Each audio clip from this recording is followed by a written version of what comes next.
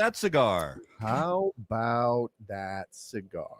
Well, ladies and gentlemen, welcome to episode 132 of How About That Cigar Live. Thank you so much for joining us live on Facebook, live on YouTube, and for those of you watching or listening after the fact, if you're listening on one of your favorite audio podcast platforms, thank you so much for making How About That Cigar part of your regular audio podcast rotation. As always, we want our viewers and listeners to enjoy what we have here on the show, especially tonight. If you are live watching, join us in the comments. Let us know what you're smoking. Let us know what you're drinking. If you have questions along the way, please make sure to post those as well.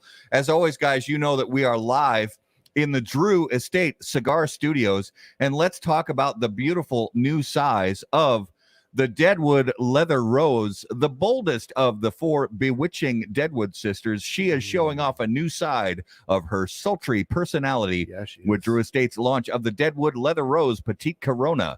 The spiciest of the Deadwood ladies, Leather Rose features a rich Maduro wrapper around an aromatic and exotic blend of aged, dark, air-cured tobaccos that offers an enchanting, bold, and sweet profile with notes of cedar, oak, white pepper, and earth that will leave you longing for more. Oh, you'll want the more. 4x43 Deadwood Leather Rose Petite Corona will be presented in 24-count boxes with an MSRP of $6.95 per cigar. For more info, please visit drewestate.com.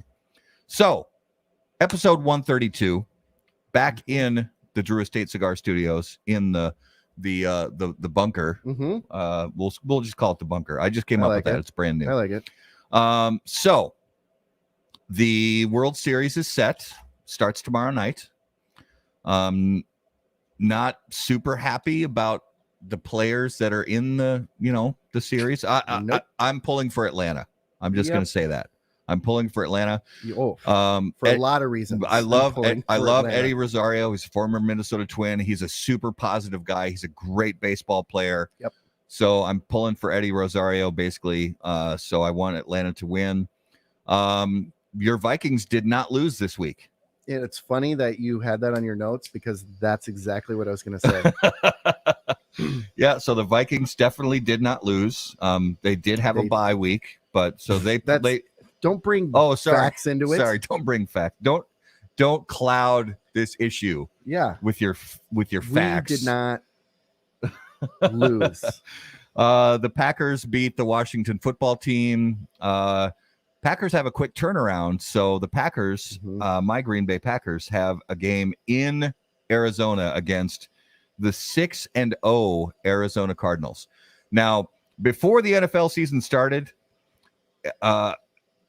anybody who said that Arizona was going to be 6-0, we would have called them crazy. I would have taken that bet. But yeah, I would have taken that money all day. Absolutely. But yet here we are. And they have been playing phenomenally well. Yep. And I don't like Green Bay's chances against Arizona, especially playing in Arizona on a primetime Thursday night game. So, I mean, we'll see how it goes. But and our beloved Minnesota Wild they've started out the season 4-1. They're playing pretty well, but they did the same thing the last season and the season before that. Yeah. So yeah. I don't know. And I want to just talk about something pretty cool too. I don't know, Matt, if you can put the link to this in the comments section, but our buddy Risty, some of you may know Risty from JSK Cigars. He has started a cigar-related apparel company, totally separate from JSK, and I am wearing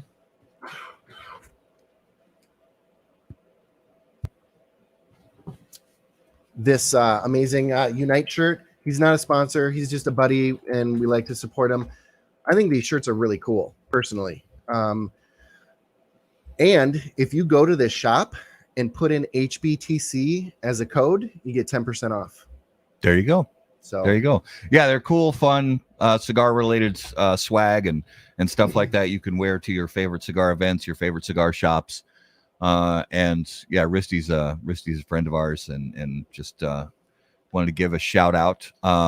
So we want to make sure that all our viewers tonight have the opportunity to see and hear everything we have going on. So let all the distractions fade away. Yeah, just listen to our voices. Just listen to our voices, and let what is that the NPR sketch they did on oh my gosh, with the sweaty balls, the Yes. ladies that had those sort of monotone. Yeah. Just listen to our voices. Listen. We're gonna smoke some cigars. We're gonna talk about cigars tonight. We've got a great guest coming on the show. Oh, that's nice. Oh, that's nice. It is. That's nice. It's got a good mouthfeel. I like how it feels on my tongue. All right, let's stop going down this rabbit hole. Let's go to our special guest of the evening. And as always, special guests on How About That Cigar Live are brought to you by Corona Cigar Company and coronacigar.com, the internet's largest and easiest to use virtual cigar store. Corona Cigar Company offers you the finest handmade cigars, humidors, and cigar accessories at the absolute lowest possible price. You'll also find unique and limited cigars containing Florida sun-grown tobacco. As a proud American, president and founder of Corona Cigar Company, Jeff Borshowitz believed it was possible to bring cigar tobacco farming back to Florida. At Corona Cigar Company and coronacigar.com, you'll find the best selection anywhere in the world of cigars containing this special Florida sun-grown tobacco. If you live in Florida or are just visiting, be sure to visit any of the great Corona Cigar locations in downtown Orlando, Sand Lake, Lake Mary, and also the Davidoff of Geneva Lounge in Tampa. For more info on all of that, please visit coronacigar.com and floridasungrown.com. So, ladies and gentlemen, without further ado, put your hands together. Welcome to episode 132. Welcome him back to How About That Cigar Live from Dunbarton Tobacco and Trust, Steve Saka. I can't believe I'm here. I haven't been on a podcast since 12 hours ago. It's been like a couple hours since you were on a podcast. In fact, I'm going to post tomorrow that I'm not on a podcast. That's actually what my post is going to be tomorrow, because I'm on another one on Wednesday and Thursday. So yes, that's day my off post tomorrow. for tomorrow. I'm gonna give the world the break. One night only, though. Just one night only. That's all. The world needs more Saka. Oh my Well, God. if you guys missed last night's show with Bear, Saka and Luciano put on a clinic of knowledge, and I recommend all of you to go and watch that episode. It's a little long, but truth bombs throughout. Yeah, it was good stuff. Oh. By the way, while we're talking truth bombs, you guys know the Cardinals are 7-0. They're not 6-0. Oh, they're 7-0. My apologies. And I think in those wins, if I'm not mistaken, I mean, they played some pretty decent teams. I mean, they've had the Rams, they've had the Vikings, they had the Browns in that mix. Yep. I'm trying to think of who else. They played the Titans, who are no slouches. Yeah, they had the Jaguars. Okay, they had the Texans, but they had the 49ers, and the 49ers are a team that's capable of winning a game. Yeah. So the Cardinals are super legit. They definitely are. Oh yeah. And I just, what my hope is that Green Bay at least makes it competitive. I don't want it to be like the week one at New Orleans with Green Bay. I want it to be a competitive game. Yeah, but doesn't it feel like with the week one of Green Bay that was just kind of an anomaly week? I mean, yes. I mean, they've been playing much better football. So, I mean, that week one game was a disaster, right? Yeah. They weren't on the same page. Well, and it's possible. I'm hoping this doesn't play out this way, but so Devontae Adams got a positive COVID test today. And he has to, the only way he's allowed to play Thursday is he has to have a negative COVID test tomorrow and a negative COVID test Wednesday. Otherwise, he is out for Thursday. And that is not going to be good for Green Bay. Well, I think the bigger issue is not that just he's in COVID protocol, but chances are there's maybe 2 or 3 other team members that are going to end up showing up positive before game day. Most likely. Yeah. And that depending on who they are, that could really suck. Yeah. I don't know. We'll see. I'm getting out of, I mean, I will watch the world. Do you watch baseball at all, Steve? When we get close to the pennant race, I start to pay some attention. I'm a casual Red Sox fan. And for me, once we beat the Yankees in the wild card game, I was a happy camper from that point forward. Yeah. So anything after that was kind of gravy as far as I was concerned. So I am surprised that, I think we all expected the Dodgers to be there. So Yes. the fact that we're looking at Atlanta coming from that side of the ticket, I think that surprises everybody. So Yeah. and I don't have a dog in that fight, whether it be the Astros or whether it be the Braves.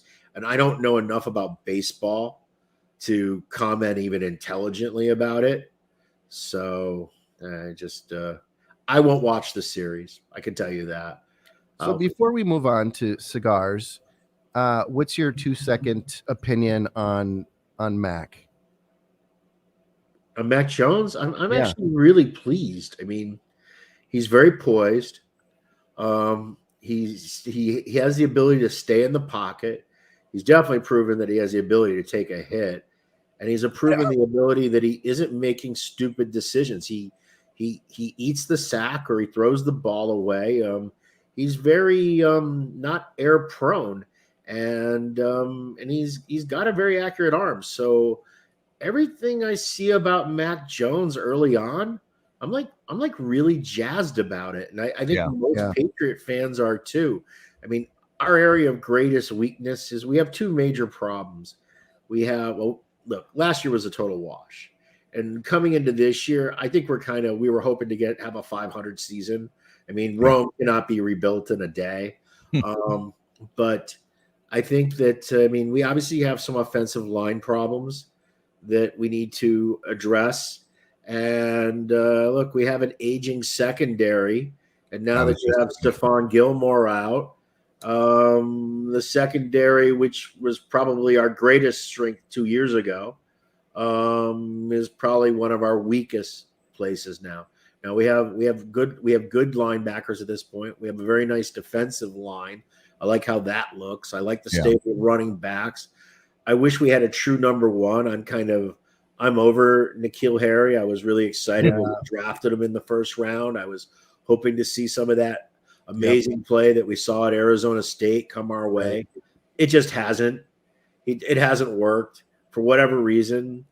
He just needs to go to another team. I believe he's a talented athlete, but it isn't working for the Patriots. I mean, when you got a guy like Jacoby Myers, way out class. I mean, we got Aguilar, who could not even hold on to a single football the entire time he was in Philadelphia, right? The guy dropped like everything. Yeah. I mean, talk to anyone that's an Eagles fan. I guarantee you they have at least 6 or 7 games that they blame specifically on Aguilar by himself. Even Aguilar is doing well, better than N'Keal Harry. So N'Keal Harry's a problem. Tight ends haven't quite produced. Jonnu Smith nor Henry has produced to the level that we would expect. But I'm going to write that off to new team, new environment, new quarterback. And the other thing, too, is because our line is so weak, these guys have to really play line duty more than they're playing even a receiving position. Yeah. Because if they don't, Matt Jones is just going to simply end up eating AstroTurf the entire game. So it's kind of hard to judge how they are because they're having to essentially be an extra left and right tackle.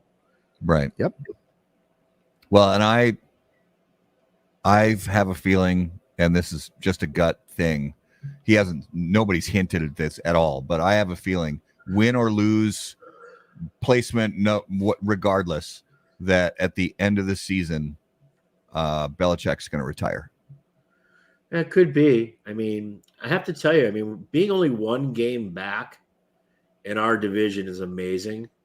And the fact that, look, we were in it right to the end with Tampa, and we were in it right to the end with the Cowboys. And the Cowboys this year, as much as it pains me to say, I think they're actually legit. They are, yeah. I think, well, they've been legit before, but I actually think that maybe they'll actually go through a whole season and not self-implode. The fact that they haven't imploded yet makes me think that, maybe there's hope for the Cowboy fans. And luckily, they're in the worst division in football. I mean, I think every other team in their division's 2-5. Right. Yeah. But Dak Prescott, I mean, that's an impressive return after seeing that injury and looking at what he's doing. Like, well, and Zeke's back on his game too. And Zeke is back on his game. I think they've got a decent shot. Yeah, I think so. And look, the Packers are right now well in control of the NFC North. The Bucs are way in control of the NFC South. The West, you got real competition, but it's between the Cardinals and the Rams at this point. Yeah. Cowboys are the only ones in the NFC in their division. The AFC East, the Bills should win it hands down. They're a much better team. But oddly enough, we only find ourselves a game back behind them. So who knows what happens. Right. I think the most competitive divisions are the AFC West and the AFC North. And I mean, who could have ever predicted that this would be what we'd be looking at with the Bengals? But I'm starting to think that this is actually like real. Like they're not just getting lucky, that they look good. Whereas the Steelers have won 3 games, but they look terrible. You know what I mean? Yeah. So the Steelers are a 500 club, but they don't look like a 500 club. Right. And the Chiefs don't get their shit together. They're going nowhere. Yeah, they're falling apart. I think there's I don't know. It just it feels like their chemistry, their team chemistry has kind of gone to shit. Yep. So I mean, look, Patrick Mahomes is amazing, and a lot of their skill players are amazing, but you do have to actually play some defense. You do actually have to be decent on special teams. You know what I mean? You can't have one side always come from a deficit of 14 and 17 points down that you have to recover from. That's just an unrealistic expectation. Because if that was a winning game plan, then the Detroit Lions would be Super Bowl champions for the last 20 years, right? I mean, right. So I mean, they have to figure something out in Kansas City, because what they're doing right now is just, it's ugly. Well, people thought they were tuning into a cigar show, and little did they know. It's a cigar show. They're getting Mike and Mike. I'm smoking a cigar. So, speaking of that, Steve, what are you smoking? What are you smoking this evening? I'm smoking one of the yet to be sold Sin Compromiso Paladin de Sakas. So, well, I actually am also, and this is one that I brought home from the PCA trade show. Did you really? So mine's and I love it. I like it a lot. It's got a little more body, a little more zip, a little more pep. I mean, I love the Sin line as is, but I like this slightly stepped up variation a bit more. Like this, and also it's just kind of in my wheelhouse size wise. You know, it's not quite as big a ring gauge, so I feel like it's the good compromise of, you know, one of the problems with the Sin Compromiso line, I feel like with the 2 smaller formats, the Verita Magica and the Intrepido, I think it gives up some of the creaminess in those 2 sizes that you get in the larger formats, and I feel as though, okay, this is a slightly skinnier format. Yeah. Probably smokes like a 48 ring gauge would be kind of where I would put it. It really does, yeah. And yet I still get the creaminess, but I also get the extra strength level. I think it's going to be a good addition to the brand. I won't sell many of them because of the price point of it, but I think this is a nice addition, and I'll be very curious to see how people feel about it when they start doing a head-to-head comparison. And look, and part of that head-to-head comparison is also going to be the fact that this is $10 more. So that's going to figure into the math too, right? Because you got to ask yourself the question, okay, so he's asking me to pay this much. Is it worth me giving up an extra $10? Is it $10 better than a regular Sin? For some customers, I think it will be. For other customers, they'll say, hell no. Saka's on crack. I don't know what he's thinking about. But well, and Garrett's smoking one of the original. I just picked these up today, actually, from a local shop. One of the Sin. Which size does that Sin come? Intrepido. Yeah, right. So which is one of the sizes I say is one of the. Just doesn't have the creaminess of the larger sizes. Yeah, I like I'm it. not It's getting much good, crazy. but I don't feel as though it's as good as the larger formats, which is weird because oftentimes the smaller formats are the ones that I tend to lean towards, but not in sin. And me, the larger formats seem to play better with the Liga personally. It's good stuff. This Paladin it's definitely powerful, but it's also super rich. I mean, it's velvety. I mean, for lack of It's still velvety. It still Yeah. holds on to the core smoothness, yeah. which is what the line is about being smooth and flavorful. So I don't. I mean, if you're like a Uber strength junkie, don't rush out of your way to get a Paladin de Saka. You're not going to be blown away by, oh my God, this is a pepper bomb version of Sin Compromiso. It is not. It is just a stronger iteration, just amped up a bit, you know? Well, and for our viewers and people who want to know when they're and when are these going to arrive in the wild? Well, they were supposed to be shipped last week, but the box maker managed to make 3,000 boxes wrong.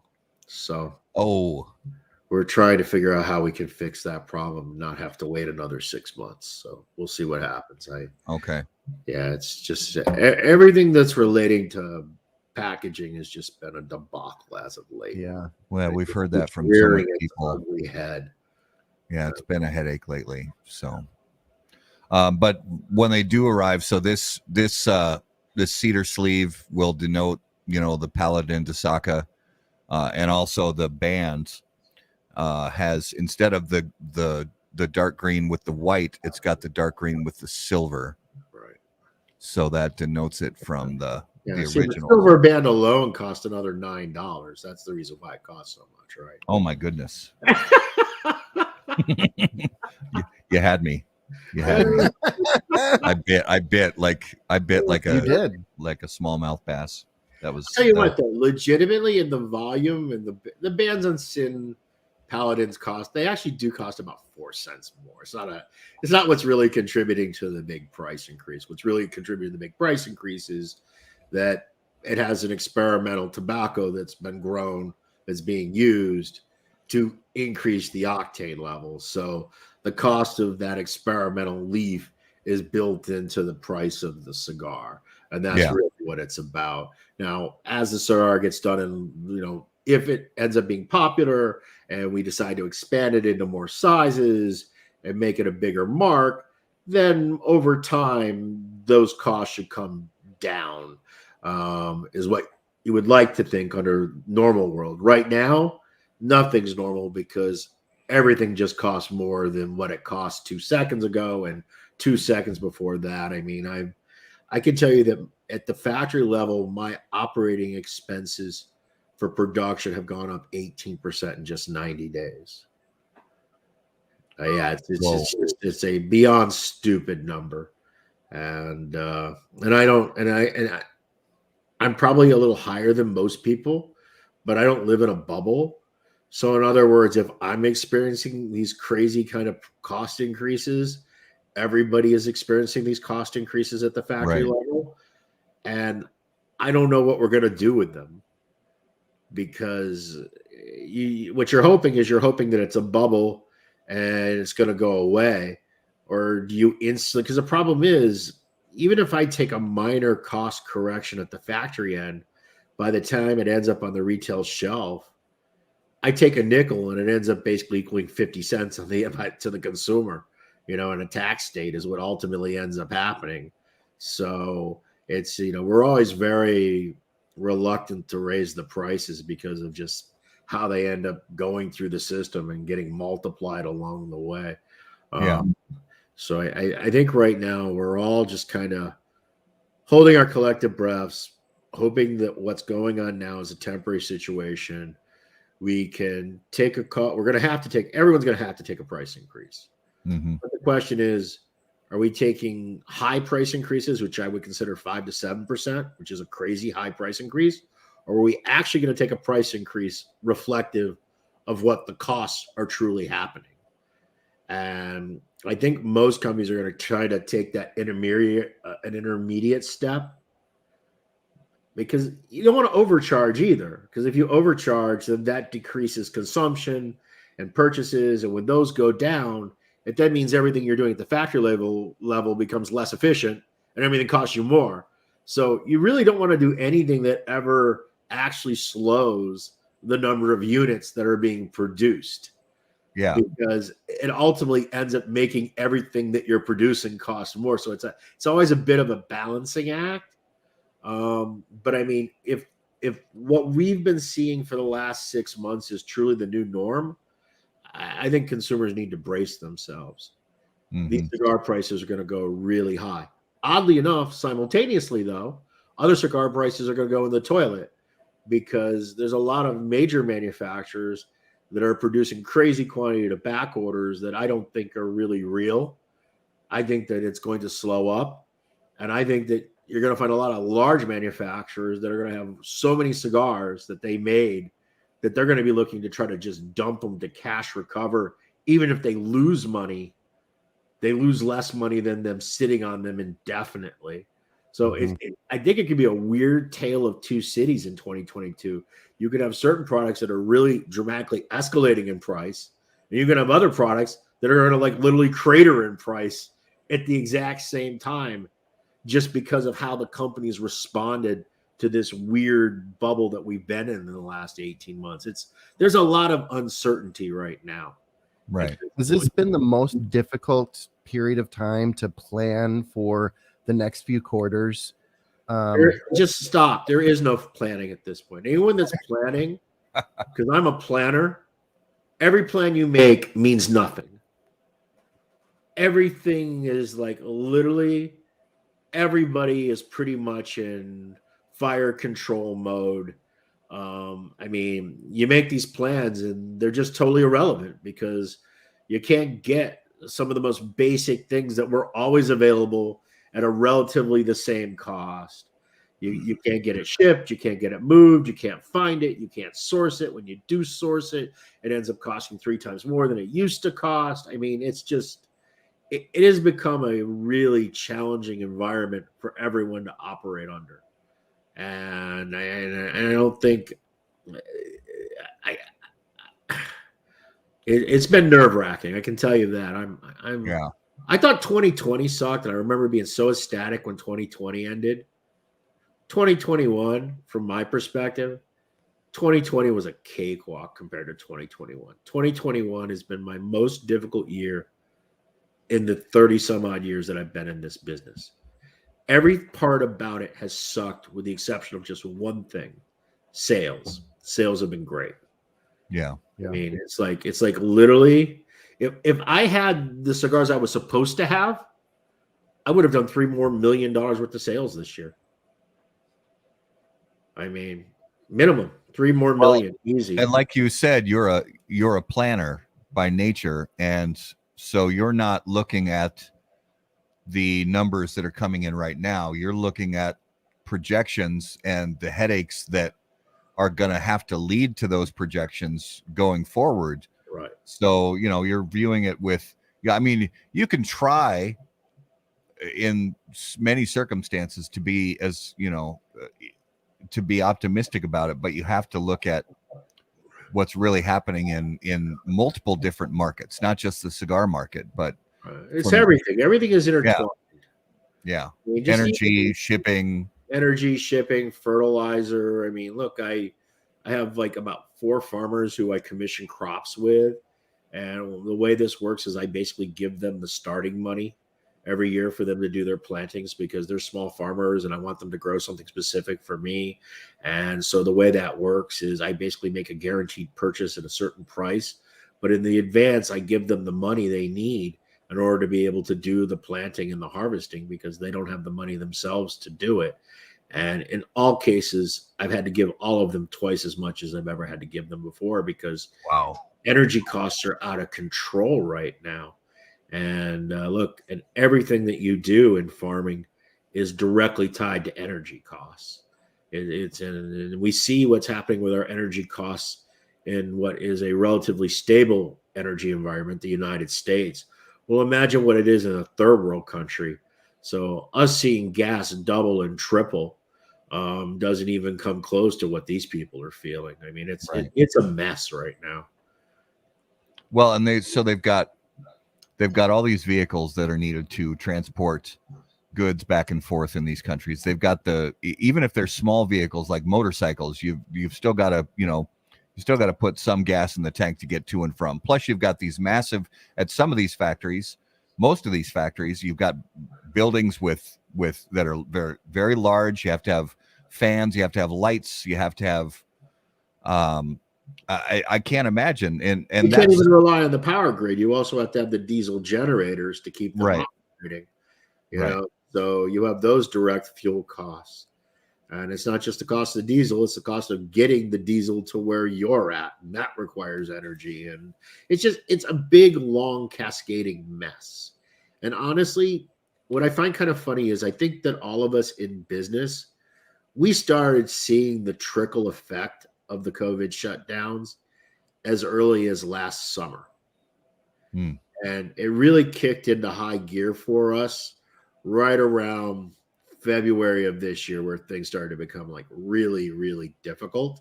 Yeah. Now, I think just in the last 30 days, that the average American consumer is starting to feel the impact of what we were seeing beginning at the end of last summer, and really the shit hitting the fan early this year.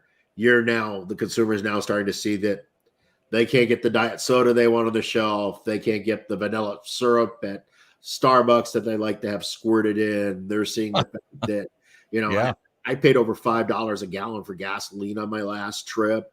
I didn't pay a penny less than $3.95 anywhere.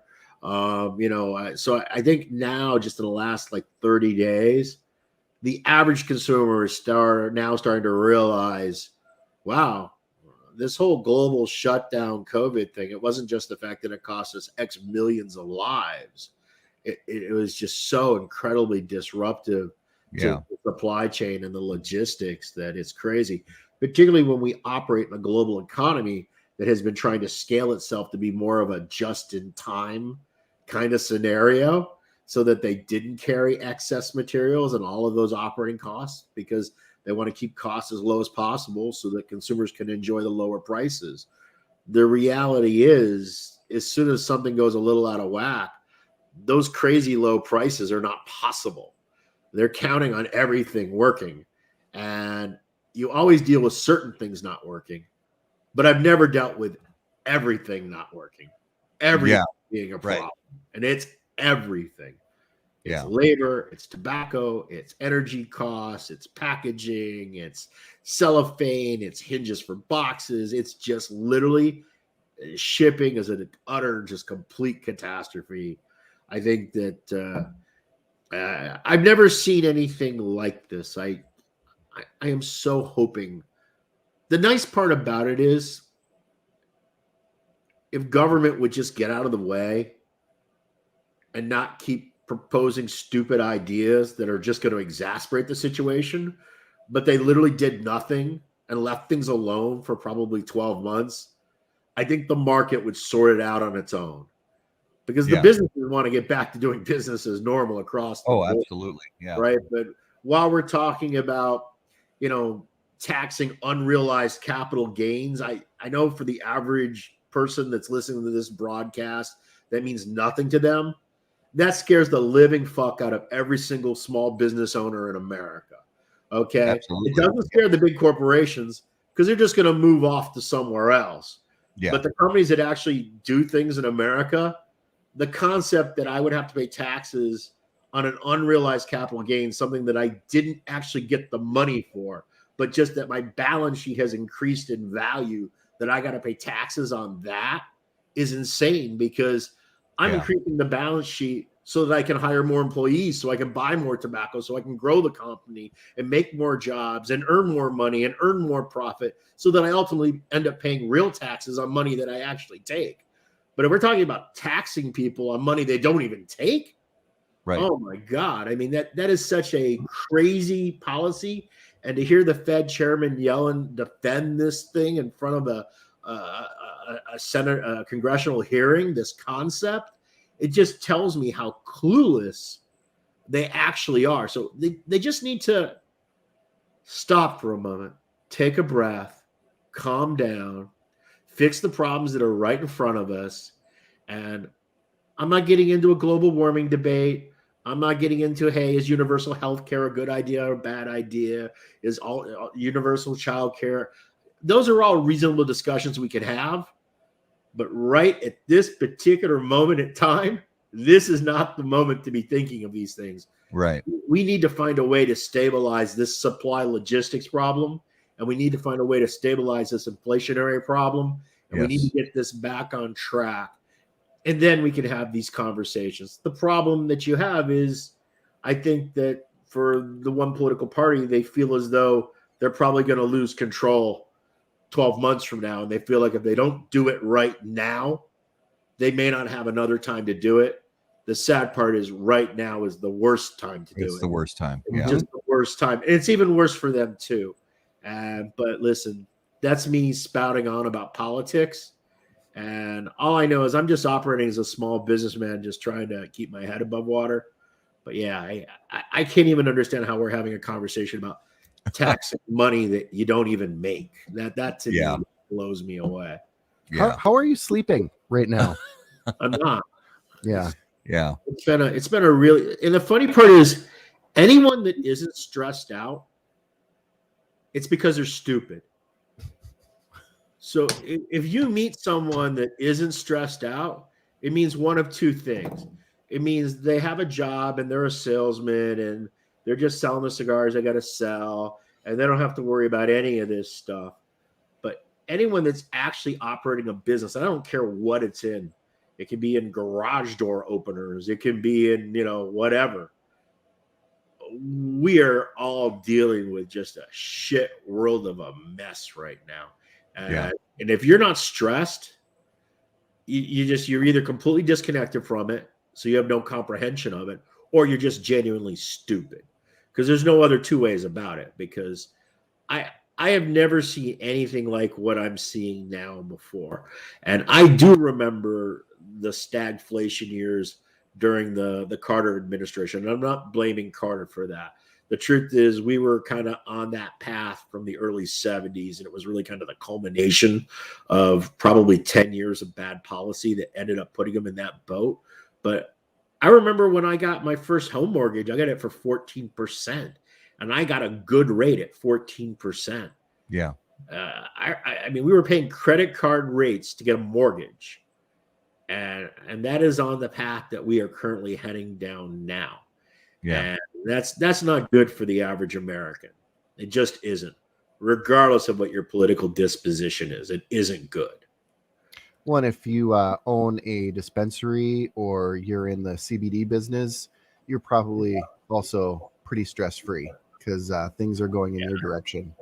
Yeah, those guys are minting money. They're on the right side of the curve. They're in a uber hot, rapidly expanding business. Now, I will say this though, to my friends that are in those things.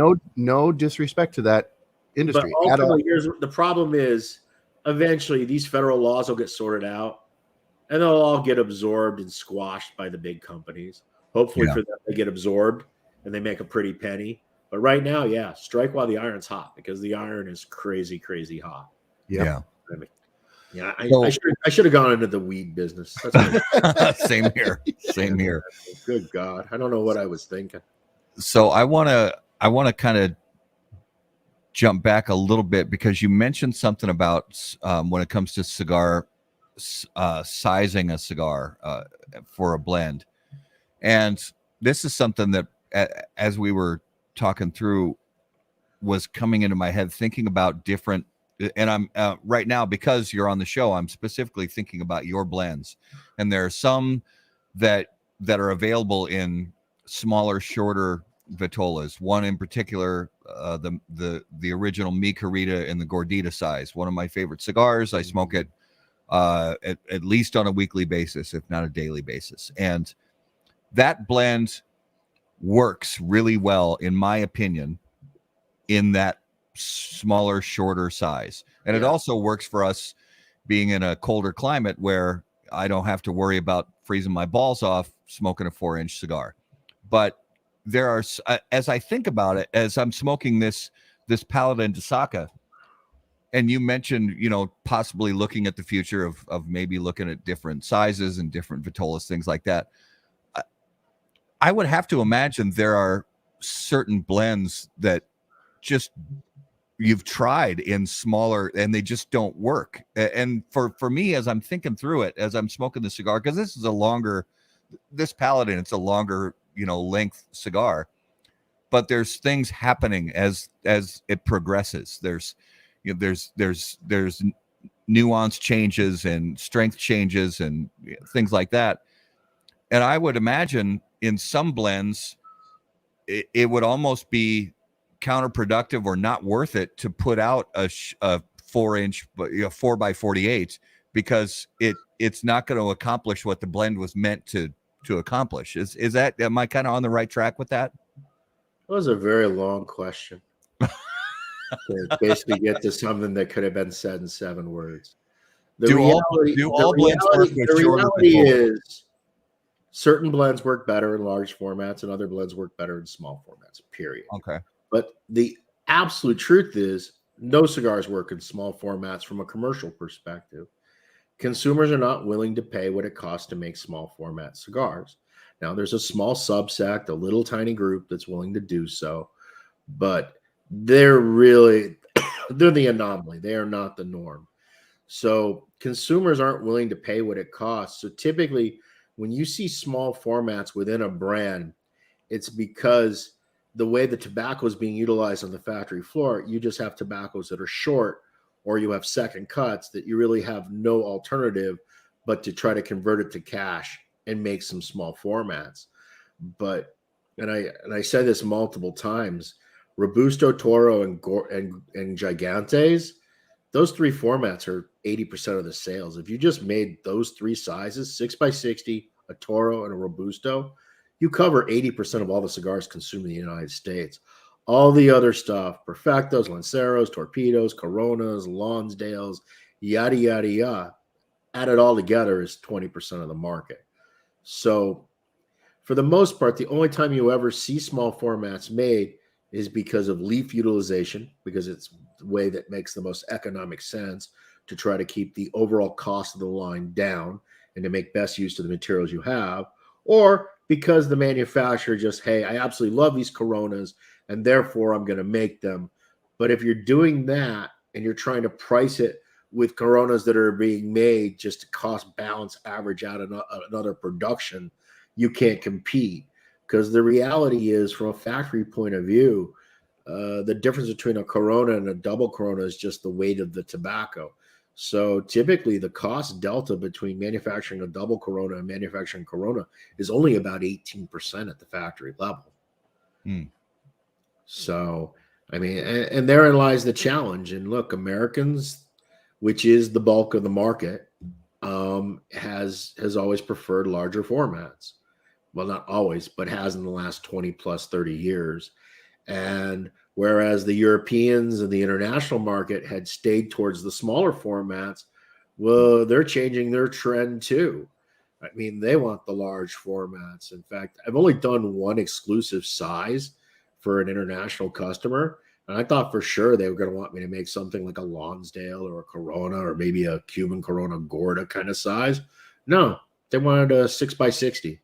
That's what they wanted, because that's what their consumers are asking for. So as a general rule of thumb, I mean, the money's in the large formats because customers are willing to pay for them. And the small formats are kind of almost a byproduct, or they have to be a dedicated effort is what ultimately to happen.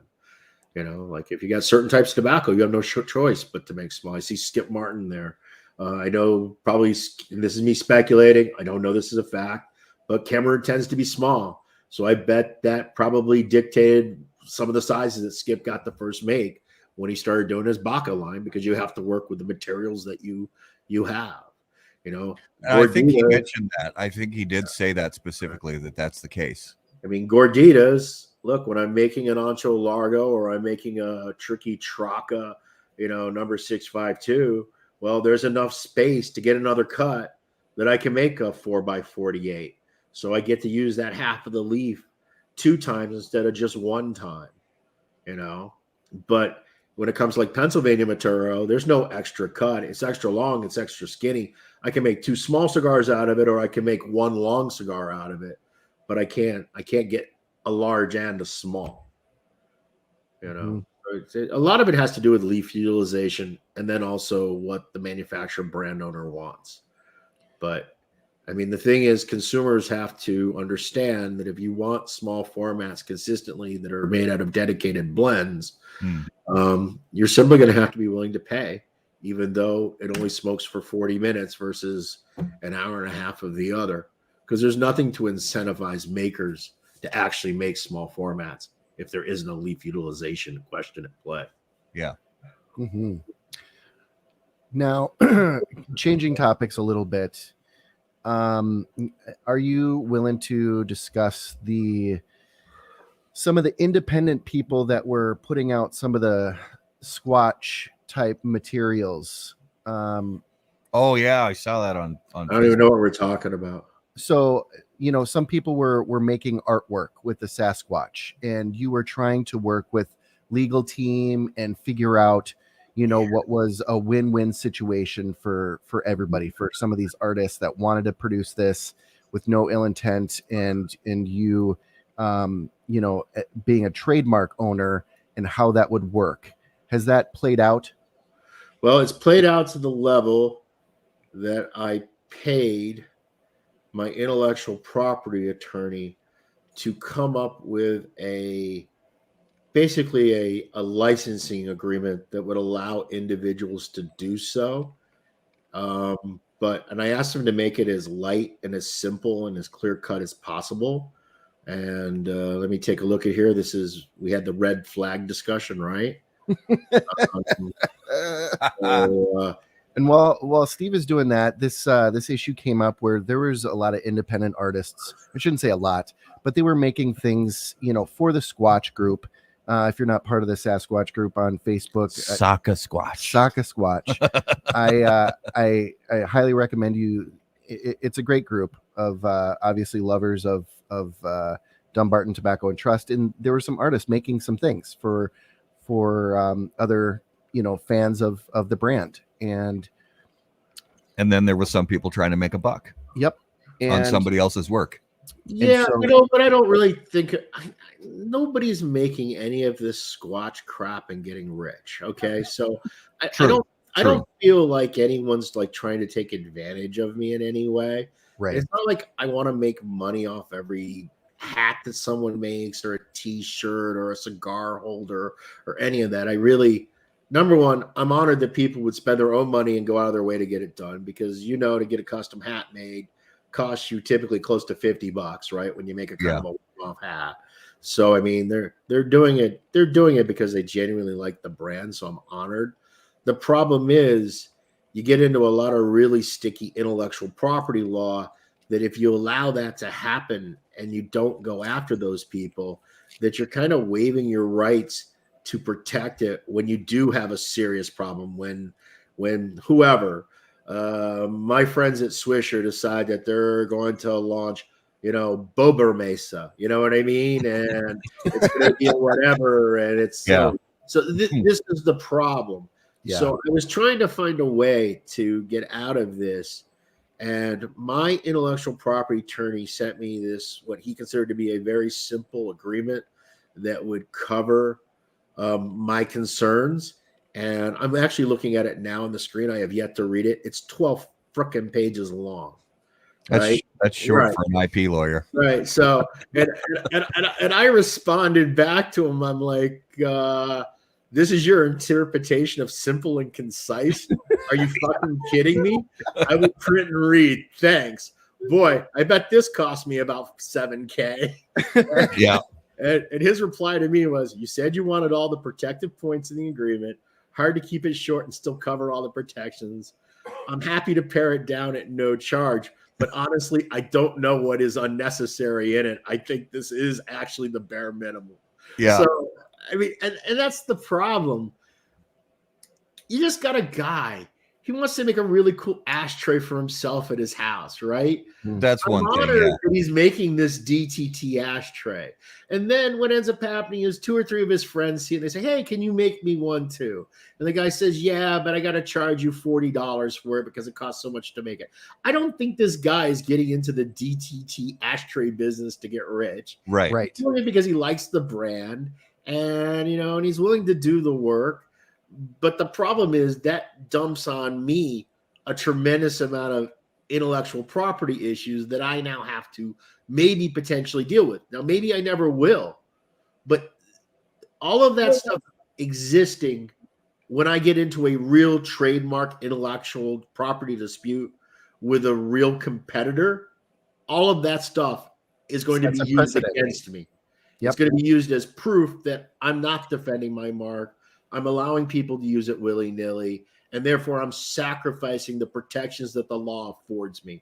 And that's the part that's very hard to explain to the average consumer because they don't want to hear that nonsense. They just want a cool DTT hat, and they think they're not hurting anybody. Right, exactly. And the reality is, yeah, they aren't, but they really are. They just don't have any comprehension of how all of this stuff ultimately works. Yeah.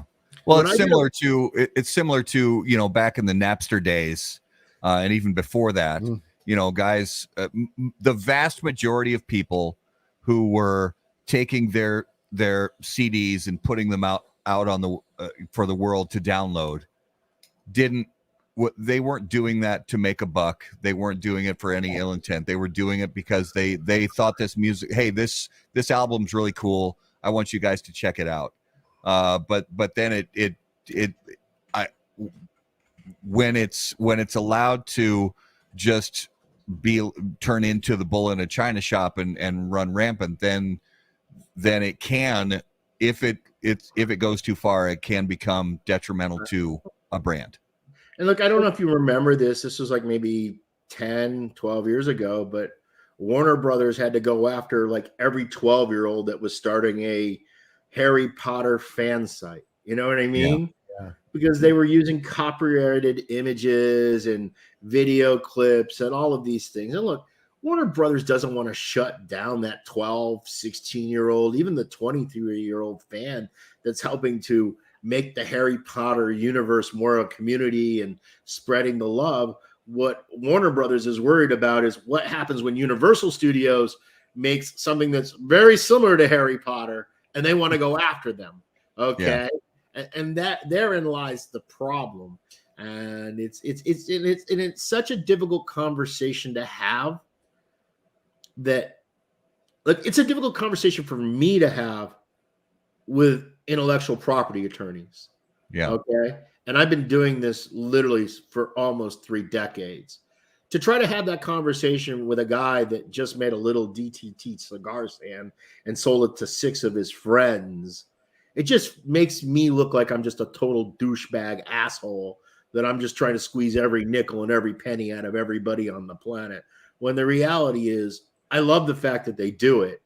I just have to find a way that allows them to do it, that I don't sacrifice my protections long term. Yeah. What that is going to require is an executed licensing agreement between me and that party. Yeah. I'm going to read what my attorney wrote. I'm going to see what it is.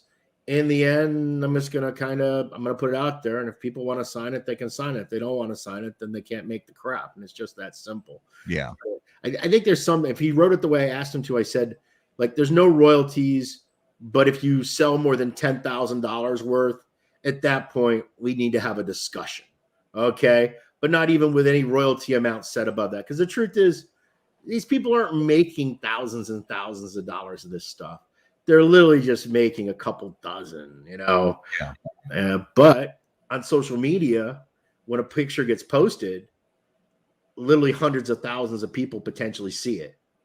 So they have no idea that the scale of this is him and 2 of his buddies. You know what I mean? Right. And the way IP law is structured, it doesn't matter. You're like literally supposed to go to war with everybody on everything, regardless of how small it is. Yeah. Right. Yeah.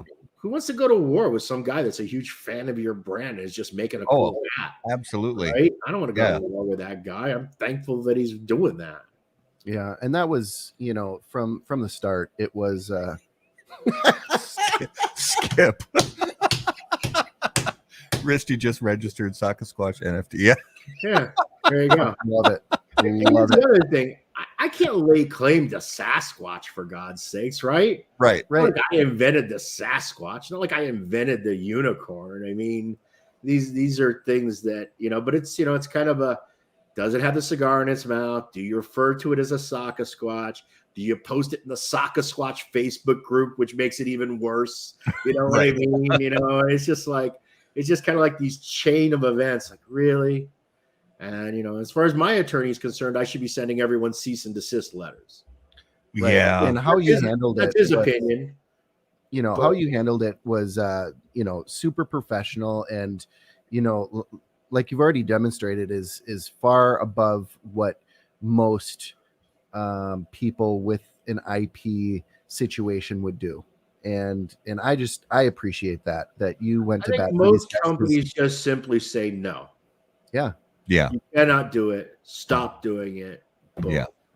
Because that, honestly, that's the easiest, cleanest answer. But then it always puts you having to police everybody and everything. Yep. It's the reason why, there is no DTT Facebook group. I mean, there is one, but I'm the only person that posts on it. I don't want to get into the being an administrator of other people's words. And I barely have a hard enough time being responsible for the bullshit I write. I'm not going to be responsible for the bullshit that all these other independent people write. Right. So, I need life to be simpler, not harder. Is what I need. So, well, one thing that we talked about a little bit earlier, and I want to kind of expand into the other part of it, is we were talking about consumers smoking more cigars, which is definitely true over the last 18 months, 2 years. Consumers smoking more cigars. But I've also talked to a number of people recently about the other side of the market, which is bringing in new people to the cigar world, and that is creating new cigar consumers. right. And so how do you see that when it comes to, because I think in some part everybody has at least a little bit, it could be a tiny bit of responsibility, it could be a huge part of the responsibility. Where do you think that separation comes between retailers, manufacturers, media, and that kind of thing, as far as welcoming and bringing new people into be a new cigar consumer? Well, I think it's a shared responsibility, because ultimately it's in everybody's best interest. It's in the best interest of the manufacturer. It's in the best interest of the brand owner. It's in the best interest of the retailer. Sadly, too few do not really contribute in any way to that at all. But ultimately, they tend to be the ones that suffer in the long run. So really, they're kind of hurting themselves by not doing that kind of active engagement.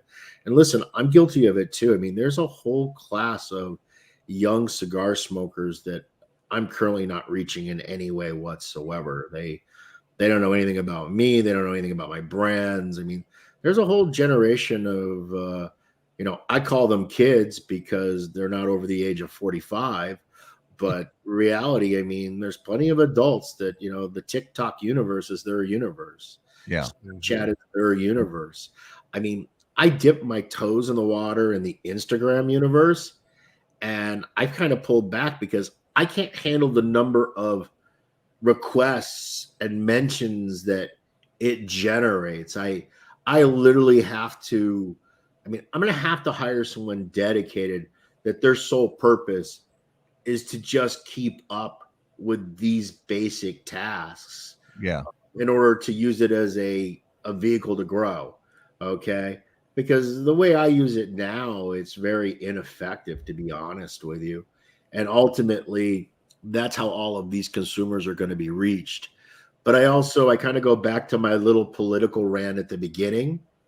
I have so many other bigger, more important, immediate problems that even though I need to do something about that, I got to take care of what's happening in real time right now first before I even think about a grand social media position and how I'm going to put the company in a position to possibly engage with that 26-year-old who's not on Facebook, who's not watching cigar podcasts, who may never visit a brick and mortar store because they just like to order everything online by nature, or they live in a place that's essentially a cigar desert where they don't have good stores to even go to, which honestly, that is more than probably 70% of the land mass of the United States.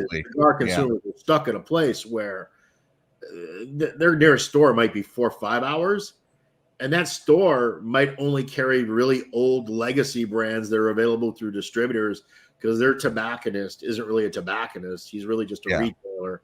And he's just basically ordering from a distributor's catalog. Well, none of my stuff is in any of those distributor catalogs. So that guy has no opportunity to be even exposed to it. So, I mean, it's an area that is going to require some real dedicated focus to. Yeah. Right now, what I do is just kind of naturally and ad hoc, and it's enough. But long term, it isn't. I mean, it just simply isn't. Unless, and here's the problem: you can say, "Hey, I don't want to grow beyond a certain point," but the problem is, if you're not growing, you're eventually shrinking. That is the problem because you're always losing consumers. They're going to find another girl they'd rather date, something else they'd rather smoke. They decide that cigars just don't fit into their current lifestyle because of their current economic or work or family situations. So you always have to have a way to continually feed the beast in order for any company to grow for the most part. Yeah. That's my opinion. Okay. There's other people that would have a different opinion. And yeah, that would be a terrible, terrible idea. Yeah, you and me doing, we'll do it together, Skip. We'll do it as lesbians. We'll be we'll change genders for it too, right? We'll go full 2022, right? So it'll be a lesbian Martin Saka OnlyFans toplets. That's what it'll be. Oh gosh, please let that happen. Oh, that's the OnlyFans that the world needs. That's the OnlyFans that the world deserves.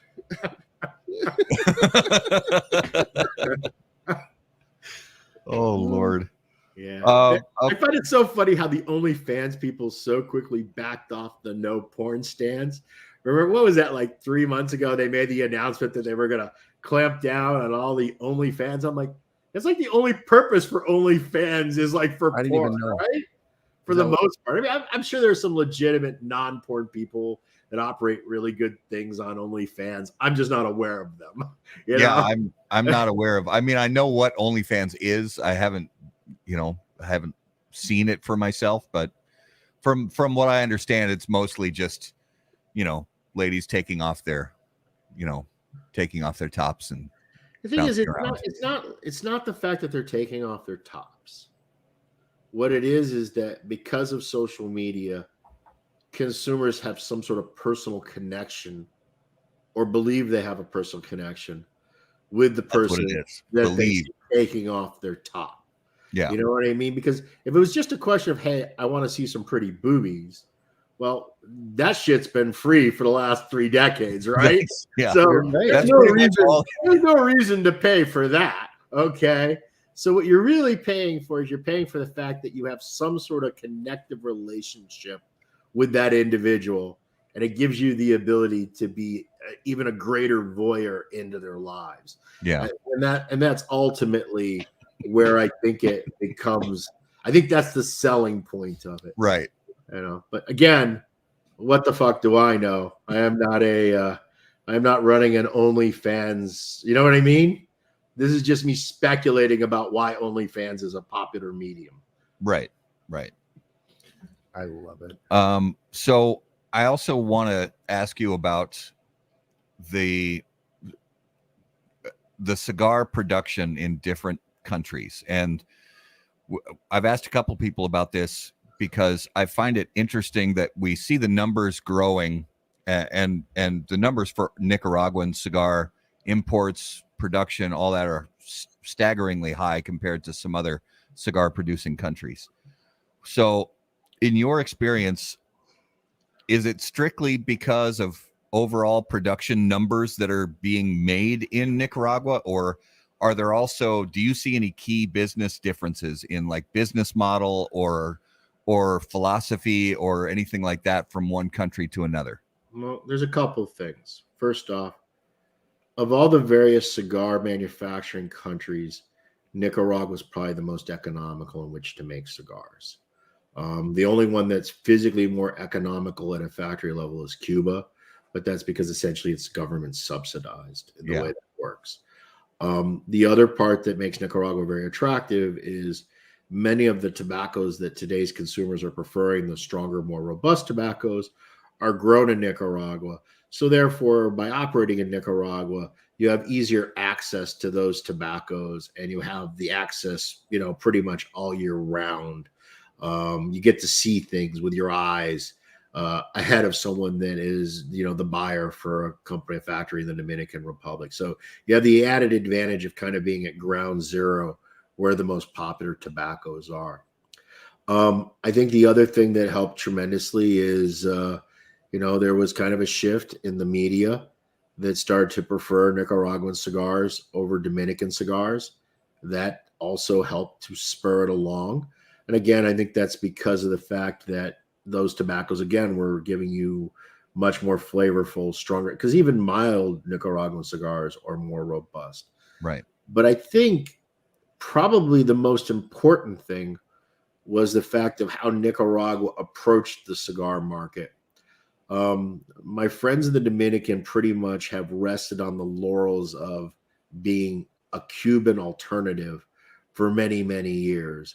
Everything they did about branding and packaging and the way they described their cigar was always like, hey, this is a Cuban alternative. This is, hey, we used to make cigars in Cuba. That evil Fidel Castro stole everything from us. We're now making the best cigars in the Dominican. If you like Cuban cigars, you really should be smoking our cigars because we're the ones that know how to really make them. So everything in their verbiage and their language was always kind of piggybacking off from that built-in legacy of Cuban cigars being considered a luxury high-end brand. And one of the things that I think Nicaragua did pretty much right from the outset was it never billed itself as like a Cuban. It was more like, no, we make Nicaraguan cigars. Our cigars are unique. They're different. This is why they're different. This is why they're unique. This is why we think you should smoke them. We believe they're better than Cuban cigars. They're not a facsimile of a Cuban cigar. We're not trying to make something that's a facsimile of a Cuban cigar. We're making Nicaraguan cigars. Right. So Nicaragua, whether it was intentional, it wasn't like there was some grand mastermind that thought in these terms, but pretty much from jump, for the most part, it has branded itself in its own country. And as those products have gained favor, you will see today a lot of consumers just outright say that Nicaraguan cigars are my favorite. And that includes in countries that were traditionally Cuban, mainstays, places like the Netherlands and Germany and Italy and Norway and all of these places. And I'm not saying there aren't people that are still in love with Cuban cigars. And I'm not saying that the people that are and are just Cuban cigar smokers are missing it, because look, Cuban cigars are unique. They have a certain flavor profile. They have a certain aroma.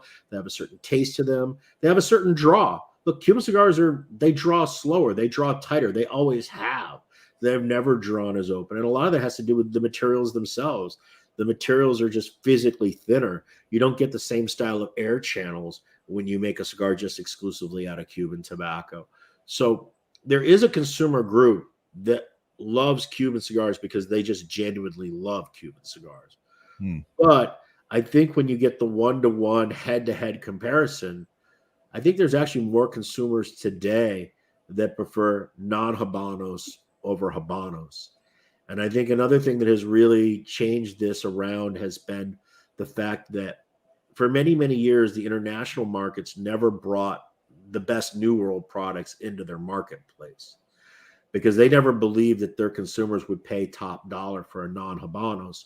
So all of the non-Cuban cigars that these international customers were getting to smoke, with the exception of a couple brands, were pretty much our cheap bundle shit. That's what these distributors were buying. And this is a trend that slowly started to reverse itself about 15 years ago. And now you find, really high quality New World cigars being offered internationally. And I think that you can have one of those cigars and it can have a fair head-to-head comparison with a Monte Cristo No. 2 or a Romeo and Julieta Churchill or a Cohiba Siglo 6. But it isn't fair that in the past it was basically Brick House versus a Cohiba Siglo No. 6, right? Well, yeah, if this is the choice, the Siglo 6 is far superior. You know what I mean? It's not even a potentially fair comparison. So there have been a lot of things that have led to Nicaragua's success. Another thing too is just the brand owners and the factory makers that have decided to go there and plant their flag. They are probably the more aggressive. They're not the ones that are resting on their laurels. They're the ones that are in the, grinded out growth stage. So therefore, they're just much more active. And when you're being so highly competitive, you also have to be a bit more innovative about what you're offering. Yeah. You know what I mean? Whereas when you have a legacy brand that sells really well, whatever it may be, Davidoff White Label, you don't have to be innovative on Davidoff White Label. Yeah. You know what I mean? But the people of Nika, they are. But the reality is you get good cigars from any good factory. And there's very few factories that exclusively use Nicaraguan only tobacco. I have very few cigars that are only Nicaraguan tobacco. Yeah. Nacatamale, Todos Los Dias. I'm sure there's something else in the mix, but off the top of my head, I'm drawing a blank, being put on the spot. But there isn't a lot. You know what I mean? And and I think the Dominicans are waking up to that. Yeah. Well, they're not branding themselves the same way they used to brand themselves either.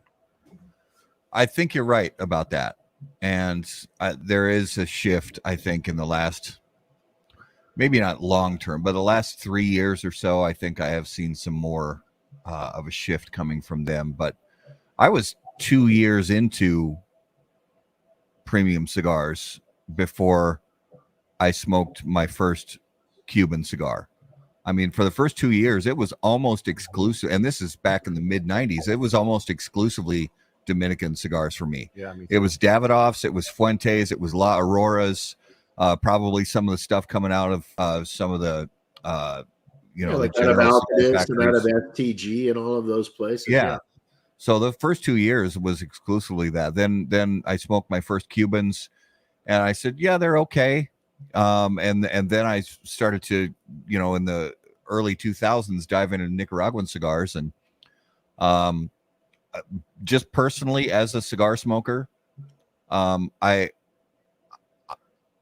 not knocking any brands from any country. I'm saying on a consistent basis, 1-to-1, cigar after cigar after cigar, I have better construction experiences with cigars that come from Nicaraguan factories than I do from any other country. I'm not saying cigars made at other countries are bad or that they're all constructed poorly. I'm saying on a percentage basis, the ones that have construction issues from Nicaraguan factories are extremely rare, where they are slightly less rare from other countries. And in some other countries, they're extremely common. Cuba being one of them. Cuba, I've had a number of construction issues over 20 years with one of the things I think it kind of gets missed in the equation is Cubans are intentionally making their cigars tighter. That is something that they actually kind of strive towards. Yes. And the techniques that they employ. So that's part and parcel of what is in Cuban cigars. Well, I always love it when I get a box of Habanos that are nice and open and airy, and I find them to be much more pleasurable. But for a general rule of thumb, that is actually not what they're trying to construct. Right. And look, in general, it used to be the same way. Daniel Nunez, who used to be he was the GM of the factory that made Macanudo and eventually became president of the company. He would always talk about how he wanted Macanudos to be tighter. Yeah. He wanted them to be firmer. He wanted the draw to be a certain way. And my response to him was always, Daniel, these cigars are just a little too tight for what the current consumer is looking for. And look, and that argument could be made even about my cigars.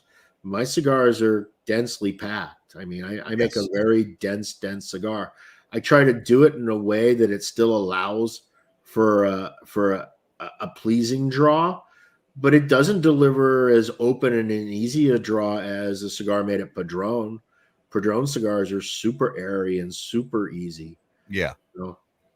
Well, I should use a different term when I'm talking about Cuban cigars. Now, I shouldn't use the term construction. I think that maybe the best word is processing, because it's not that because I expect a tight draw when I get a Cuban cigar. And I don't have issues with if it's got a tight draw, I'm fine with that. As long as it still draws and puts out smoke, I'm good with that. Yeah, and it's not tunneling or anything. Cuban so much credit. They have managed to basically convince their customer base that no cigar they buy today is ready to smoke. That it needs to be laid up for a minimum of a year or longer. And that is normal. Okay. Yes. And I got to tell you, that's a stroke of freaking marketing genius on their part. They have managed to get the consumer to absorb the cost of basically aging the material themselves, versus what they should have done themselves in the first place. Yeah. Let me ask you this. Would you like to be able to blend Cuban tobacco in a blend? Would you like to have that tobacco available for the U.S. market? For me, look, since most Cuban tobaccos are lighter, I think a lot of them would get lost in the style of blends that I make. I would be much more interested in blending a Cuban Puro. I'd like to try my hand at that, where I get to actually, I would like to get the same materials that they're designating as this year's crops that everyone's allowed to work with. I'd like to be in that. I'd like to have that. I'd like to have that opportunity to see if I could do something, different and unique on a level playing field. I think that would be interesting. But I'm not. If good Cuban material became available and I thought I could make a blend out of it and I thought I could make it consistently, yes. Would I entertain doing it? I would. But I don't know that it necessarily, I don't, like I said, from a personal point of view, I'd rather try to blend a Cuban Puro. That's what I'd like to do. I'd like to see. Yeah. Could I make something as good as a Ramon Ione, something as good as a Partagas 898? Could I make something of that caliber if I had the starting materials? Yeah. Yeah. For me, it's the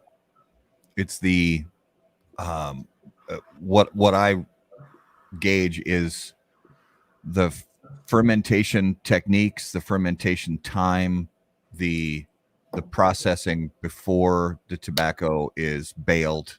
Yeah, I've often said this: factories are just where good cigars go to be fucked up. I mean, it's it's all the work is in the materials.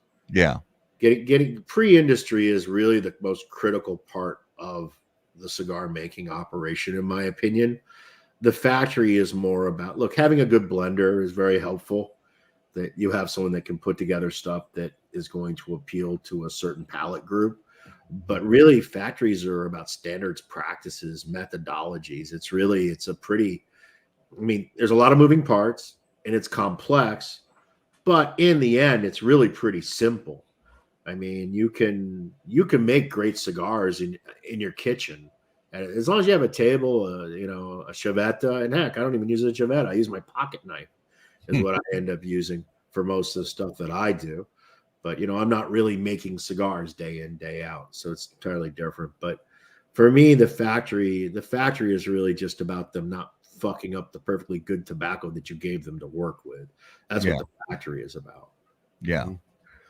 So is it? Oh, I think it is. Is it time? I think so. All right. It is time for this week's Numero de los Muertos.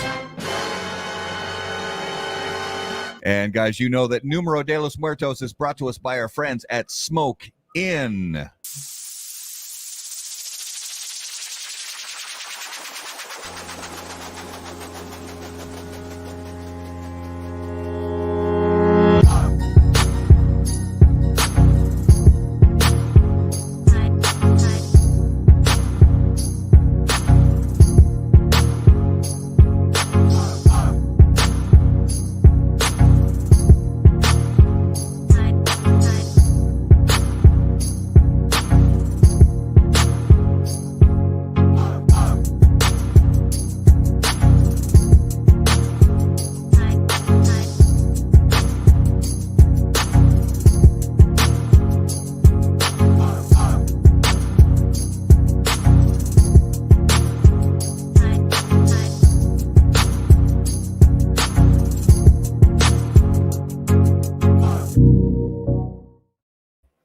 All right, Numero de los Muertos, episode 132. Garrett, what do you have for us this week? All right. It is a very small number this week, but it is a 10-year average over the last 10 years. Well, 2008 to 2018, an average of 6 people a year died from this in the U.S.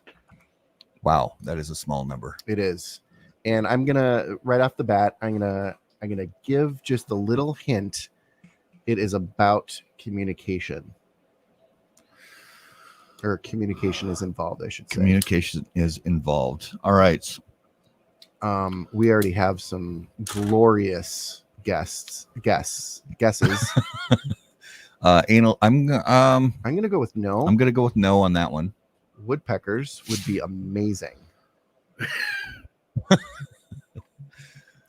No, I actually did falling from radio towers. That's about 100 people a year globally fall off of those towers. So from 2008 to 2018, an average of 6 people a year in the U.S. died from this. So the answer is yes, electrocution. However, I'm looking for something specific. Ooh, I like it. Steve, what do you think? Toaster in a bathtub kind of electrocution? Is that the kind of stuff we're talking about here? Well, it is electrocution, but it is not a toaster in a bathtub. Hair dryer? Nope. Think cell phone battery blowing up. No, that would be unfortunate. Wow. How the hell are you supposed to guess how 6 people die? I got 6 people that die every Tuesday around the corners. What are we talking about here? All right. Actually, Lawrence has another piece of the puzzle. Lightning. Lightning while taking a bath. Lightning while being in a hot tub. Mitchell is correct. It is people talking on the phone, a landline, during a lightning strike, and it zaps their head. Well, okay.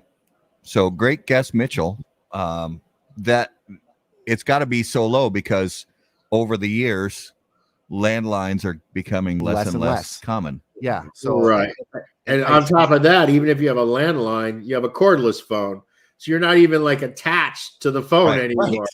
Right. So you're actually talking about, this is pretty much like really old people, right? That have the same phone hanging on the wall from 1968, right? That's what we're talking about here. With the phone in the kitchen with the 50-foot cord that can go to every room in the house. Right. We all remember, I mean, that's the norm when I was a kid, right? Yeah, if I was say, bring me the phone, and you'd be stretching that blue cable everywhere. Yeah. Judy, your boyfriend's on the phone. Right. Yeah. Oh man. Well, and and it makes me think, and I know we've got a couple firefighters in the room. I mean, I know that you used to see that a lot more probably in the past, but not as much lately. how much current can those wires handle? Because I was shocked to even see that was still a thing. Yeah, because it's all low voltage, but I mean, it's still copper. If it gets enough current, it's got to go through the copper. That's pretty much the way it works. But what a way to go. Yeah. I love that wisdom that Skip Martin added. They were destined to die one way or the other. Are we not all destined to die one way or the other? I think that's one of those universal truths. We're all dying. Yeah. And From the moment that we were born, we're all dying. Get rid of them. Coop, you still have those phones, and it reaches into the parlor, I'm sure. Yes. With the beautiful plastic covered furniture and the beautiful new paint job. Yeah. Do you still call Mabel, Coop? You still ring up? Could you get me Klondike 7604, please? I'm trying to reach Klondike 7604. Oh man, we had Party Line. Did you guys have Party We Line? had a party line when I was a kid. Yeah. Oh man, that was fun. But you didn't have to dial 1-900 to get on. What are we talking about here? No, so the small town party line that we had. there were 7 houses that were on our party line, and each house had a unique ring. And we would know which houses, like how long they would take to answer the phone. Yeah. And we would try and answer it right when they did, so they didn't know we were on. And we got busted every once in a while, but I mean that was fun times. Well, just to tell you how back-asswards things are, I still have a landline because our alarm company needs the landline in order to link the system in. And they now, of course, have an entirely wireless one, but that means I have to completely replace the whole system. And like I'm going to spend $6,000, $7,000 to get rid of the one that's dependent upon the landline. No, so we have a landline, which doesn't make sense to me because isn't that the first thing you do is go outside and cut the landline? Probably don't even do that anymore. But I guess if the landline is cut, it automatically sounds the alarm. That's what they tell me, that it instantly counts as a fire alert if the landline is ever cut. Yeah. Fun. So that was this week's Numero de los Muertos. All right. So Steve, last time you were on the show, and actually we looked through our old shows.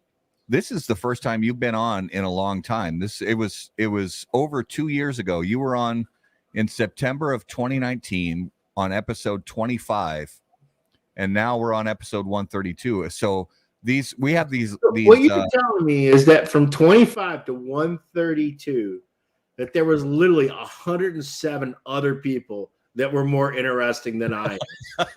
You're telling me. I don't know how to take that, man. As far as I'm concerned, just feel like a big FU. I mean, well, it's certainly not a lack of trying on our part. You did have 2 trade show appearances in there. Yeah. So well, so did everybody else, right? I mean, come on, those don't count. I gotta give me a washcloth. I got some egg I gotta wash off my face. All right, so Steve, if you could hear the thoughts of one living person for 10 minutes, who would it be and why? Oh man, you guys are getting me in trouble with this one. Yes, you really are.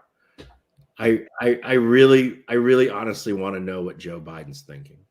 That's not getting you in trouble. I really honestly want to understand. Yes, what he's thinking. We're not the only one. I'd like to understand. I'd like to understand. I'm starting to doubt whether he's cognizant or not. Yes. And I hate to be that way, but and look, I have no problem with someone that has a politically different point of view than mine, and someone that this is the reason, and this is why I think we should do this, and this is why I think it's the best idea. That's a discussion. That's a fair discussion. But I really am starting to wonder if he's all there. I really, truly am. And so for me right now, I would like to spend 10 minutes in Joe Biden's head. That's where I'd like to be, because I'd like to understand. Like, look, I know where Nancy Pelosi is. I've talked to her on multiple occasions. You can have an opinion about Nancy Pelosi, but that woman is not an idiot, okay? She has her viewpoint, she has her goals, she has her point of view, she has her strategy. She's sharp. Same thing with Mitch O'Connell. Total opposite side of the spectrum, right? I genuinely do not know, is Joe actually functioning? Right. Is Joe actually grasping what is going on and what's in front of him and what's really happening? And so for me, that would be the 10 minutes I'd want to spend, because I would feel much more comfortable. At least knowing, right? Because look, regardless, this is an area that I think, other than the far extremes, I don't think anybody wants to have an unsuccessful president. 100%. Nobody wants these things to go wrong. You know what I mean? It's not good for anybody. So I think it's really important. But so that would be the 10 minutes of whose head I'd like to occupy. Yeah. I'm really genuinely curious. Yeah. But all right, that's the easy answer. What about a more difficult one? Oh, I think that is the difficult one, because it's because of how important the outcome of the answer is in his case. You know, because if he is truly cognitively declined, then that's a problem. And if he's not, it's not good for anybody. It's not good for anybody. Period. Right. It's not good for the country. It's not good for the Democrats. It's not good for anything. And I don't know why he seems very disconnected. Yeah.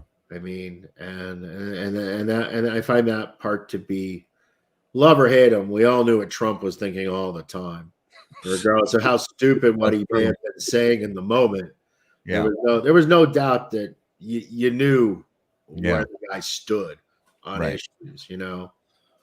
And then look, there's other people that you'd like to occupy some space in their head to, you know, there's some people that I'd like to really like. I'd really love to,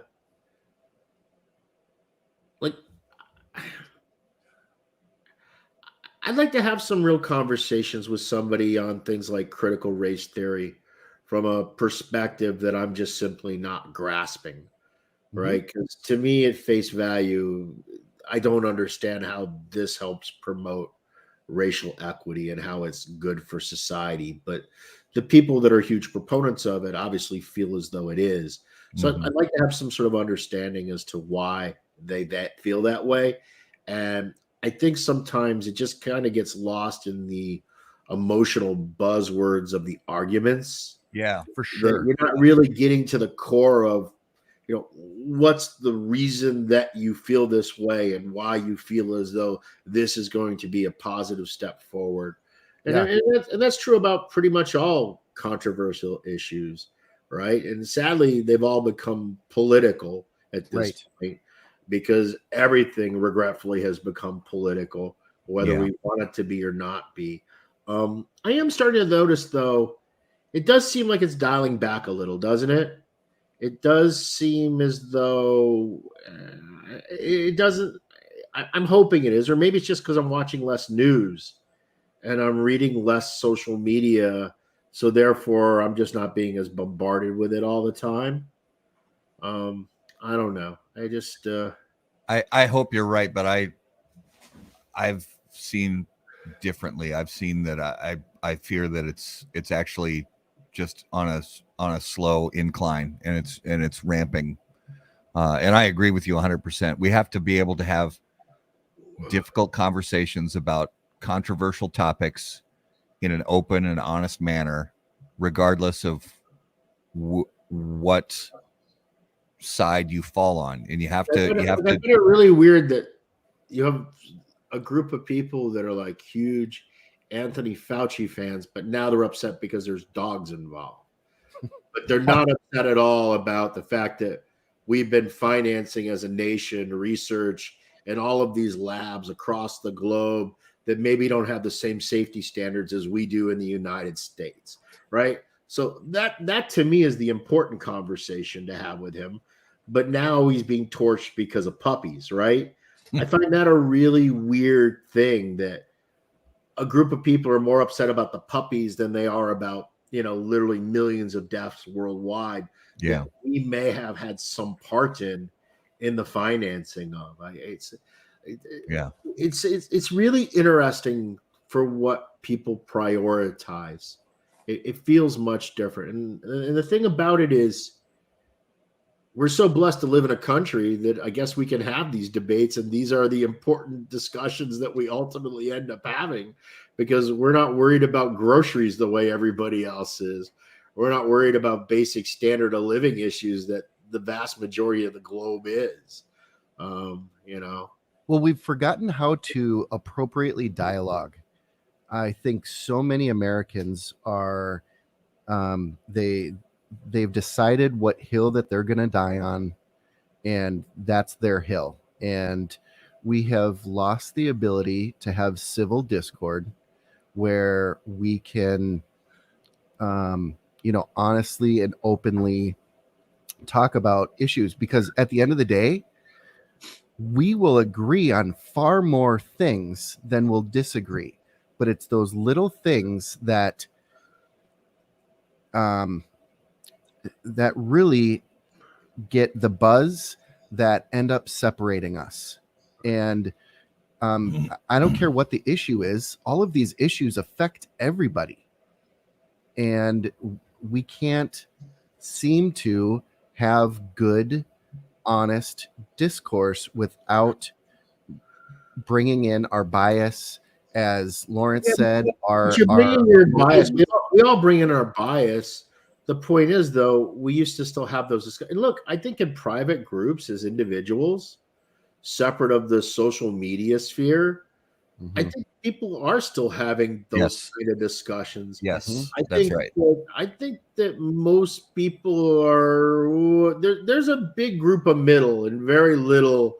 Look, there. Yes, you got your Antifa, Marxist on this end, and yeah, you got your Ku Klux Klan, and oh my God, we're going to succeed from the Union on this end.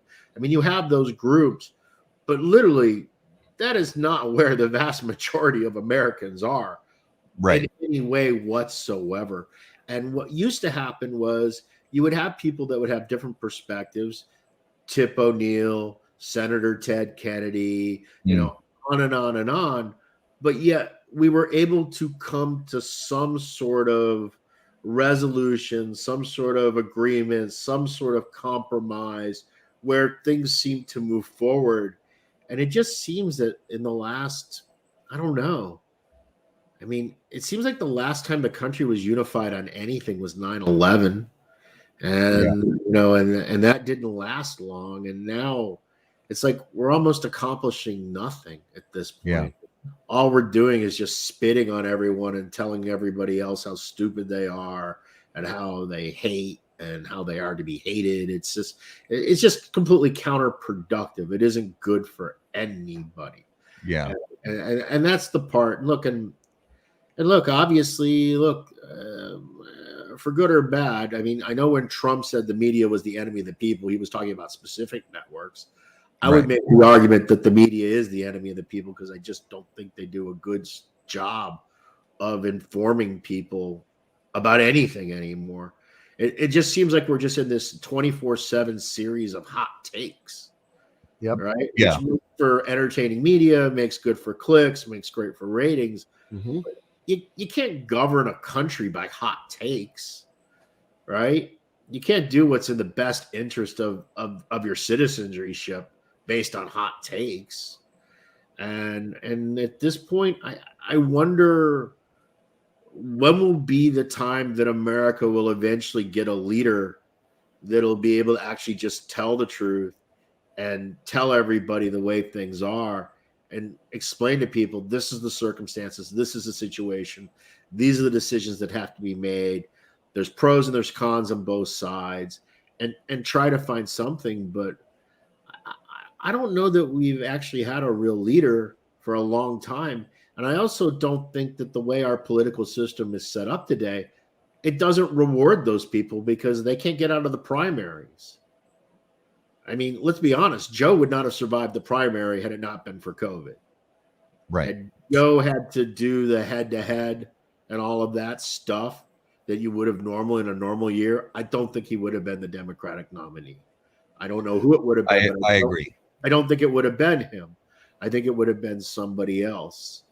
And I also think that the Republicans' inability to know how to deal with the tornado that was Trump in the moment of the primaries, he was just playing from such a different playbook that nobody even knew how to deal with him.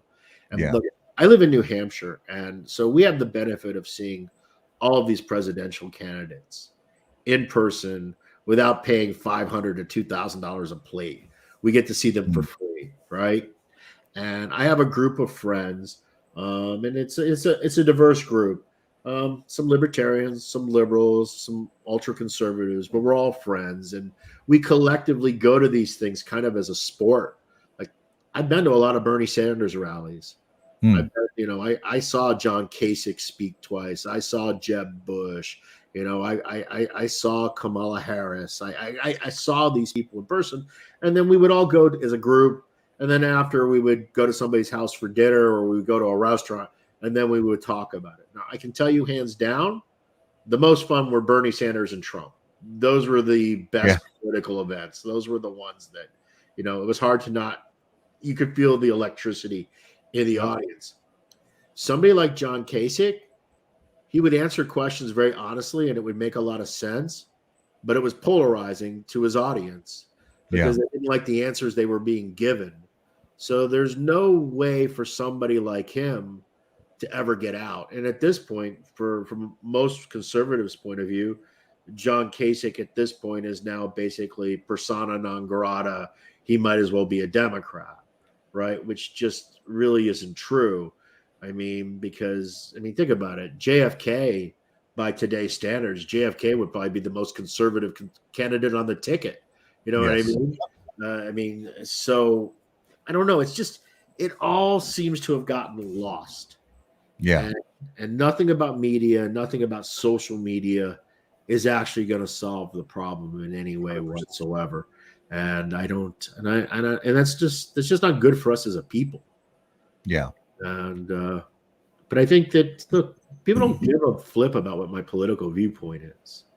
They care about, I don't want them thinking about how I feel about critical race theory when they're smoking one of my cigars. I want them to spark up a cigar. I want them to let their day go away. I want them to relax. I want it to be. So there's a lot of debates that I would love to engage in, but I ultimately choose not to.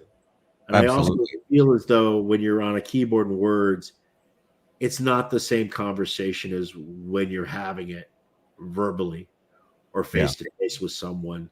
I think people can tell a lot by your tone and how you discuss things and how you react to things, much more so than when you just write a paragraph on social media, because there's nothing that can't be debated or hated upon, regardless of what.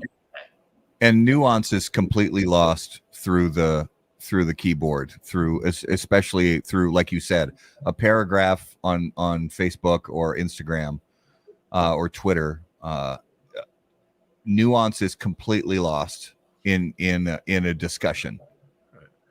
But you're not rewarded for nuance. You're rewarded for hot takes. Yeah. 100%. Yep. Yes. Right. And you're also punished for hot takes too. Right. Yeah. Honestly, what I would love for someone to write something stupid, say something totally fucked up, and just simply say, yeah, that was really fucked up. I shouldn't have said that. That was dumb. You know what I mean? Rather than capitulate, rather than, oh, let me go on an apology tour, rather than caving to the Twitter mob. You know what I mean? Yeah. Or hey, if you really feel that adamant about that point of view that you posted, well, then explain that point of view and live with it. Right. If this is a hill you want to die on, then okay, fight on the hill and explain why you have that perspective. But I think it's actually something that I know that I can imagine this is true in all businesses, but I know in our business, it does scare some people out of interacting as much as they could or wish they could, because they always feel like they have to walk on eggshells. Mm-hmm. And it's just kind of the way it works. Yeah. Well, that was question 1 of the lightning round. Well, let's go to the next question. This one is much simpler. So, Steve, if you were about to get into a fight, what would your soundtrack music be? Got to be Eye of the Tiger, right? That's a very number one, very answer. popular answer. Yeah, I mean, And a great answer at that. That is the one that just instantly goes through your head. I mean, that's what you're hoping. When reality, it should probably be Muzak from An Elevator, seeing how I'm probably going to survive in my 340-pound, 56-year-old body in a fight today. It ain't going well. My only hope is that the other person's in a wheelchair, right? So let's be real about it. My fighting days are long behind me. Yeah, same here. All right. Choose one of the following. You could hit a home run as a starting pitcher. You could score a touchdown as a defensive lineman. You could score a goal in a hockey game as the goalie, or score a goal in a soccer game as the goalie. Well, first off, from the beginning of the show, everybody could tell that I have an affinity for the NFL. So obviously for me, that's the sport of choice. And then when you add the concept that a 350-pounder is going to actually score a touchdown, yes, how can you not love the fat guy scoring a touchdown? Hell yes. Right? That's Love it. Hell yes. That's the thing that you're like, whoa, I mean, Look at that big boy go. yes, that big boy go. You just gotta love it, Yep. yeah. I remember the Bears whenever they would give Refrigerator Perry the ball, and he would punch it in that last yard. I'd be there with my big plate of nachos going, yes, you fat fuck. Yeah, do it for the people. You know what I mean? I just kind of like, so yeah. Yeah. Anything that involves a fat guy scoring. And I could hear, going back to the 70s and early 80s, I could hear Keith Jackson's voice. Oh, there he goes, rumbling, bumbling, stumbling. I can totally still hear that. Anytime I see a big guy pick up a fumble or snag a ball out of the air, I can hear Keith Jackson's voice in my head. I mean, just watching him lumber. I don't know why I can't think of his name, and I feel bad that I can't. But who was that really famous linebacker from the Steelers who ended up returning? He's a big guy, super big, super weight junkie guy. He played for the Patriots for a 1 year at the end of his career. Who was that? Vince Wilfork? No, not Vince Wilfork. He got traded to the Texans. This is God, why can't I think of his name? Somebody in the audience has to know who I'm talking about. What era are we talking about? Harrison. Oh, yeah. Remember, I remember him rumbling down. He picked off Kurt Warner in the Super Bowl. Wasn't it the Cardinals Steelers Super Bowl? Didn't he pick off Kurt Warner and run it back for a touchdown, like 98 yards or something? Yeah, it was James Harrison. If I'm not mistaken, yeah. But there's been a few of them over the years, and it's always cool to see the big man, make it. Because I mean, look, James Harrison is nothing but pure muscle, but that guy can't weigh an ounce less than 350 for God's sakes. I mean, it's like a Mack truck for God's sake. All right, let's move into this week's Notable Smokable. And Notable Smokables are always brought to us by our friends at Ace Prime. Notable cigars, notable passion, notable purpose. So, Steve, you may remember from last time you were on the show, each week we name a cigar that was notable to us that we smoked recently. You mean 107 episodes ago, 2 years ago? Yeah, you expect me to remember this? Yeah, okay, let's go. So any cigar you've smoked recently that was notable to you, it could be a cigar that's been on the market for decades that you just revisited for the first time in a while, or it could be something you've tried for the first time. Now, obviously, we know that 99% of what you smoke is Dunbarton Tobacco and Trust stuff, but is there something outside of your portfolio you smoked recently that caught your interest? New or old?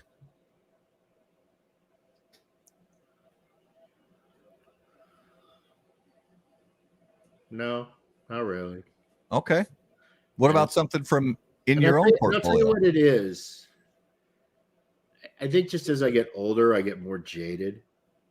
I don't know. I feel like I've tasted everything, been there before, done it before. It's very rare that I have one of those oh my God kind of moments. I miss them. Okay. Because I used to have them, 3 decades ago and even 2 decades ago. And, I'm just much more tempered about everything, including my own stuff. It's just, I don't know. It's just, I've become kind of old and fuddy-duddy-ish in the fact that, and I tell people this all the time. If I never had another craft beer, I'm fine. If I never have another small batch bourbon, I'm fine. I've managed to figure out what are my favorites, what are the ones that I enjoy, what do I like, and I tend to just kind of stick with them.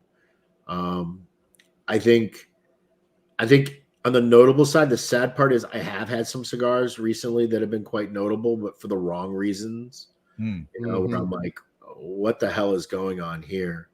This used to be a great blend, and now it's just such a pale shadow of what it used to be, or from a factory that has typically had very consistent, well-constructed cigars, but they now seem to, something that I have noticed recently, I don't know if other consumers have, I've started noticing ammonia again in cigars.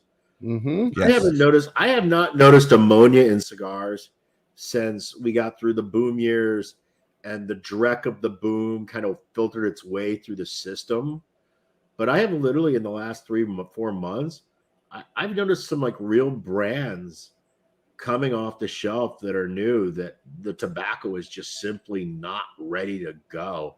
And it's not that these people don't know it. It's just obviously they're just so far in back orders, and this is what they have to work with, and they have to do what they got to do. But that kind of surprises me that I've started to see ammonia once again appear in cigars. I haven't seen that for a long, long time.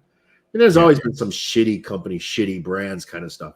But I'm talking about like real legit cigar factories with legit tobacco people that they know. Yeah. And they're just saying, hey, we have to work with what we got because we have all of these orders and all these people screaming at us. So I find that to be notable, but I can't say which brands because that would be inappropriate for me to do so. I would never No, we get Yeah, absolutely. Yeah. Garrett, what was the notable one for you this week? I had an Oliva Serie V Milanio, and I hadn't had that cigar in probably, it's got to be a year or better.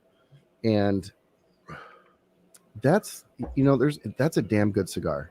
Yeah. Good blend. It is a really good blend, and it treated me well. It destroyed my face in a wonderful way, and I loved it.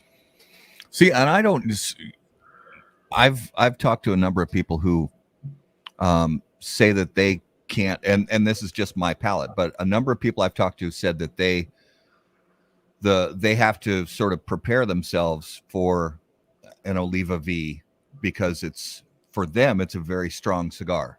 For me, it's not strong at all. For me, it's a medium cigar. Yeah, but Matt, again, you got to understand that most cigar smokers are smoking 2 cigars a week. Right. Think about it. If they've been smoking for 3 years, 2 cigars a week, their entire experience with cigars is 300 cigars. Yeah. I smoke over 300 cigars in a month. You know what I mean? Right. So, I mean, think of how many more cigars you smoke. So, and that's one of the reasons why, a lot of people, I look at Padron and I consider it a medium-bodied blend. But many consumers regard Padron as a very heavy, strong cigar. Yeah. Many people consider Oliva V's as a very strong, heavy cigar. Something like a La Flor Dominicana Chisel or a Roma Craft Neanderthal would just totally wreck them. Right. Yes. They could not even wrap their brain around what they're going to get out of a cigar like that. It would just simply kill them on the spot. And I think that's something that sometimes we miss. We sometimes miss the perspective of the typical average consumer.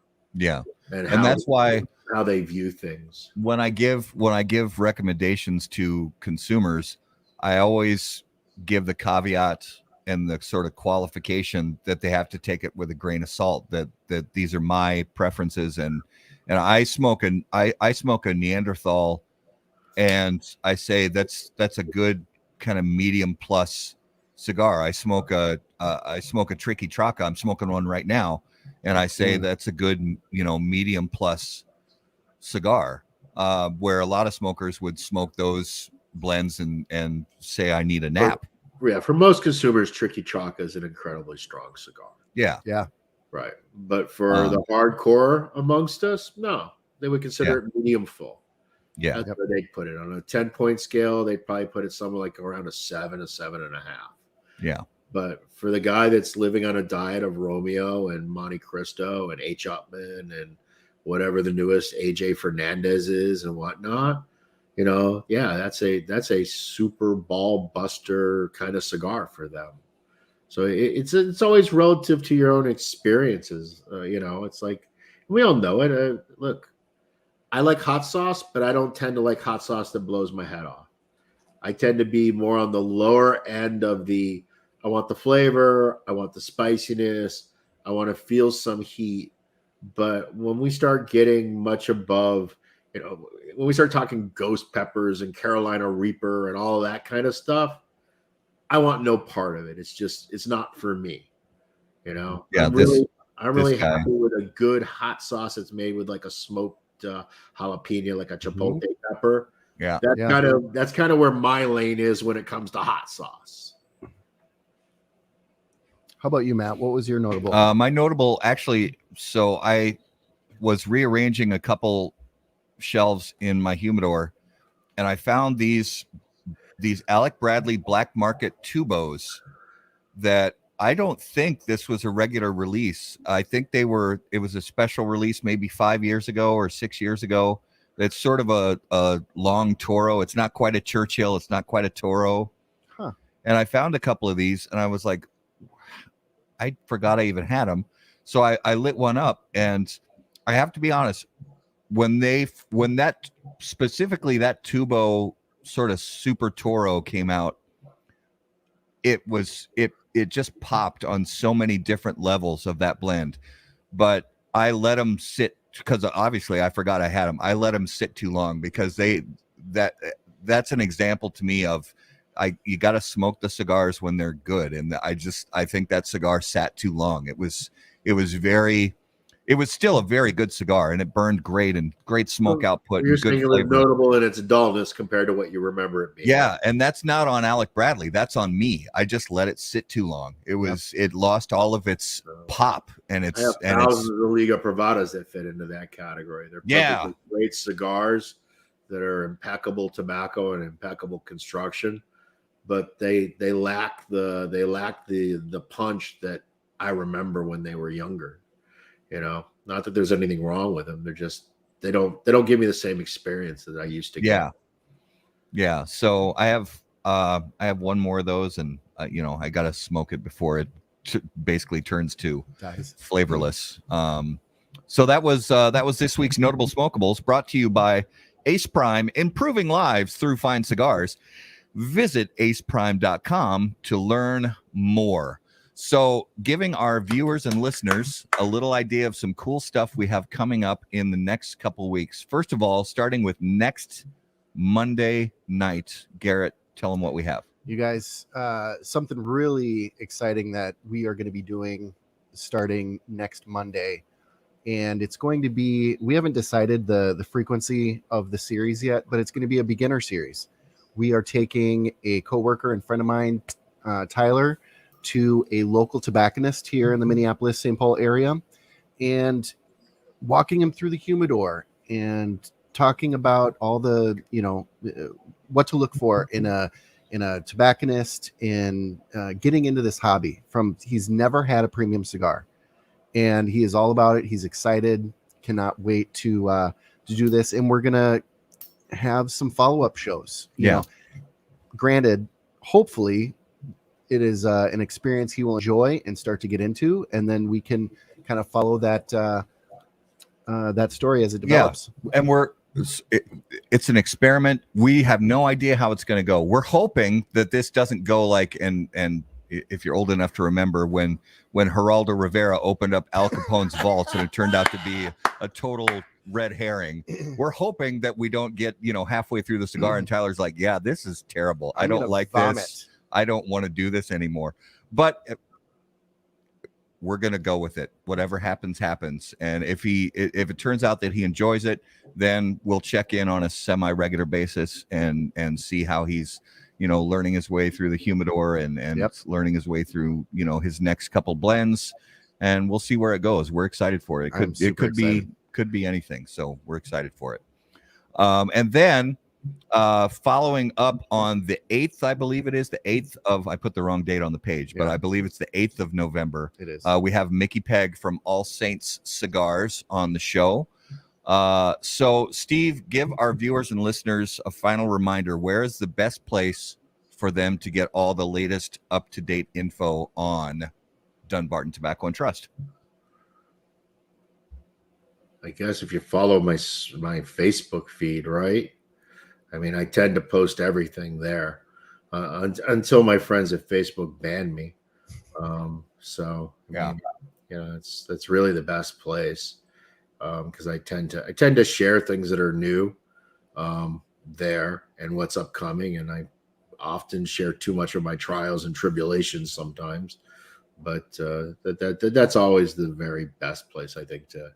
I mean, let me say this. My staff learns something by reading what I write on Facebook because I often post stuff on Facebook before I actually even tell them.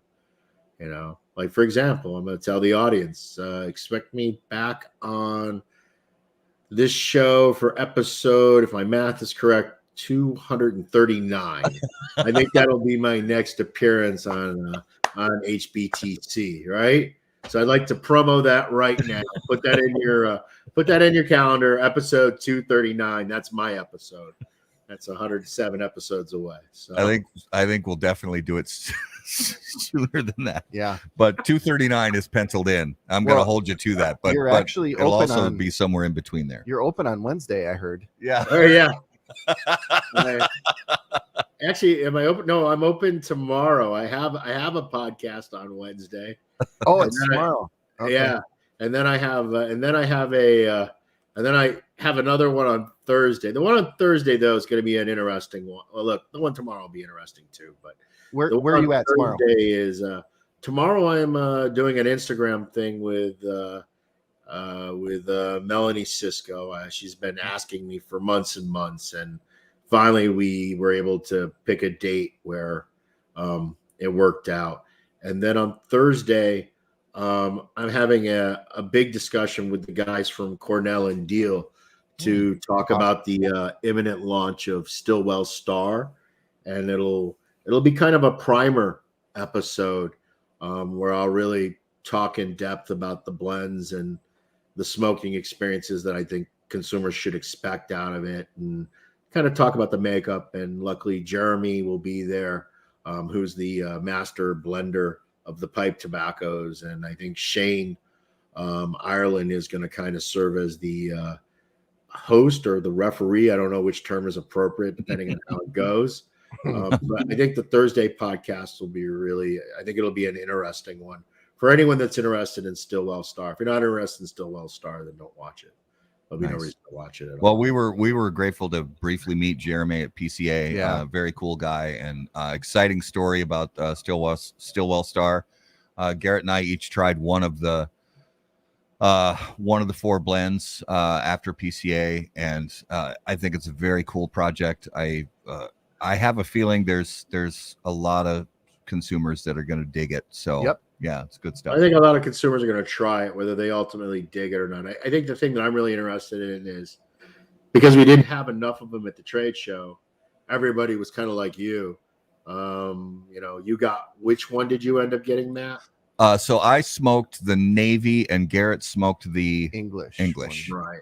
So I think it'll be really interesting when people have the opportunity to smoke all 4 and then kind of see what they're thinking.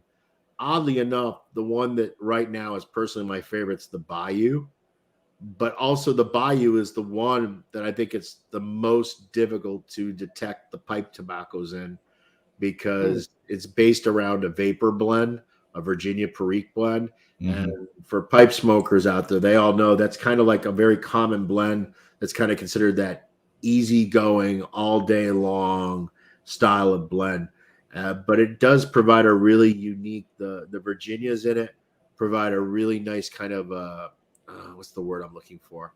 It's kind of a combination of zesty and citrus kind of notes that you get out of the Virginias, and then out of the stove red Virginia, it adds kind of like a creamy element to it. And then Perique is a very peculiar tobacco. Perique, the only way I can really describe it is it's almost kind of an umami kind of sensation that you get out of Perique tobaccos. And the higher the grade, the more umami it becomes. So really how it plays in any given blend is really dramatically impacted. I mean, there's sometimes that it has almost like a mushroom kind of sense to it. And there's other times where it has more of a beef sensation. And then there's other times that it has that kind of like the packet coming out of the ramen noodles with the MSG. It's a really odd, peculiar tobacco. So that's the one that I have lately personally been gravitating towards the most. But I also think it's the one that's the hardest to nail down. Yeah. You know what I mean? So it's the one that keeps leaving me going, okay, what am I getting? What am I not getting?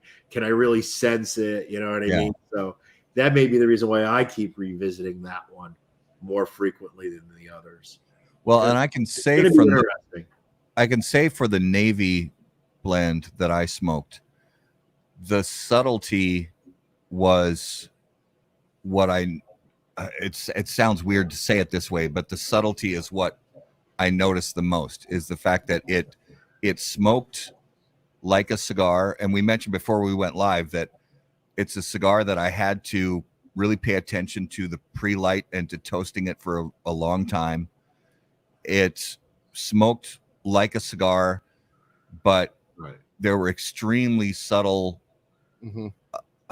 pipe notes throughout, and that Navy note of that sort of I mean, most Navy blends are built around a Cavendish black tobacco that has in some way been added some sort of dark rum to them. That is kind of the cornerstone of most Navy pipe blends. In this particular case, the rum never actually comes in contact with the tobacco. It's put in the Cavendishing tray, so it kind of filters up as steam as you're Cavendishing the tobacco. So it's, again, I think, and that's going to be the other question. Was I a little too subtle? Should I have been a little bit more, knock you over the head with it? But the intent was for it to be a cigar with an essence of those pipe tobaccos, not to be a replacement for smoking a pipe. Yeah. I want it to be for the cigar smoker that they can tell that there's something unique and different going on.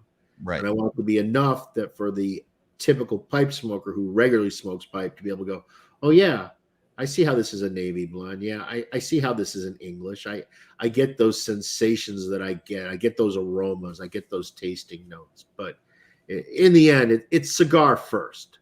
That is what they all are. Yeah.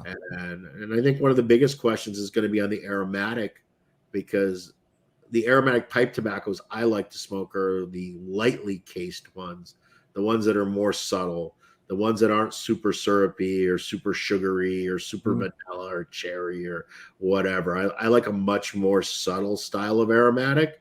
Yeah. And I made the aromatic cigar that way too. And so it's going to be really interesting. Is it aromatic enough? I mean, I don't know that someone that smokes a Deadwood Sweet Jane is going to instantly go, oh, wow, aromatic number one. You know what I mean? Because it may not be enough for that person. It's going to be a really interesting brand launch. Yeah. Are you going to do a variety pack? I'm not. I mean, I have enough trouble getting them in boxes now as is.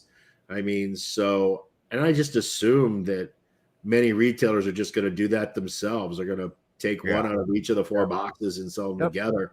And I also think a lot of consumers are going to do that, because it's very possible for you to really love one and really dislike another. It is really four distinct blends is what's really happening there. So you could love multiples, you could hate multiples, you could only like one, hate the others, you could hate them all, you could love them all. It's going to be it's just so different that I just don't know what to expect. And it's not like with everything else. I mean, when you make a super strong uber cigar, we know there's a market for it. We know what these consumers like to buy. We know what their favorite brands are. We kind of know there's an existing target audience. There is no target audience currently that exists for Stillwell Star. There's nobody out there that's saying, I want this. You know what I mean? So it's going to be really interesting to see how it does. I'm excited to see where this brand goes. Yeah, absolutely. And I have to say, it's either going to be a total stroke of genius on my part, or I'm going to completely fall flat on my face. And I think it's 50-50 either way. I really don't know how consumers are going to feel about these cigars. It's going to be really interesting. And I'm not only interested in how the cigar consumers feel about it, I'm also really interested in how the pipe people feel about it.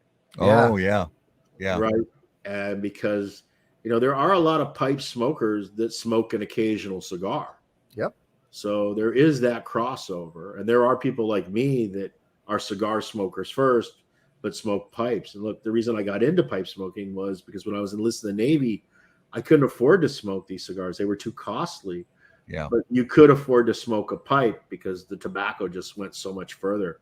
You could basically, even at today's hot top end high luxury prices, you're rarely spending more than $1 to $1.50 a bowl to smoke for 30, 40 minutes in a pipe tobacco.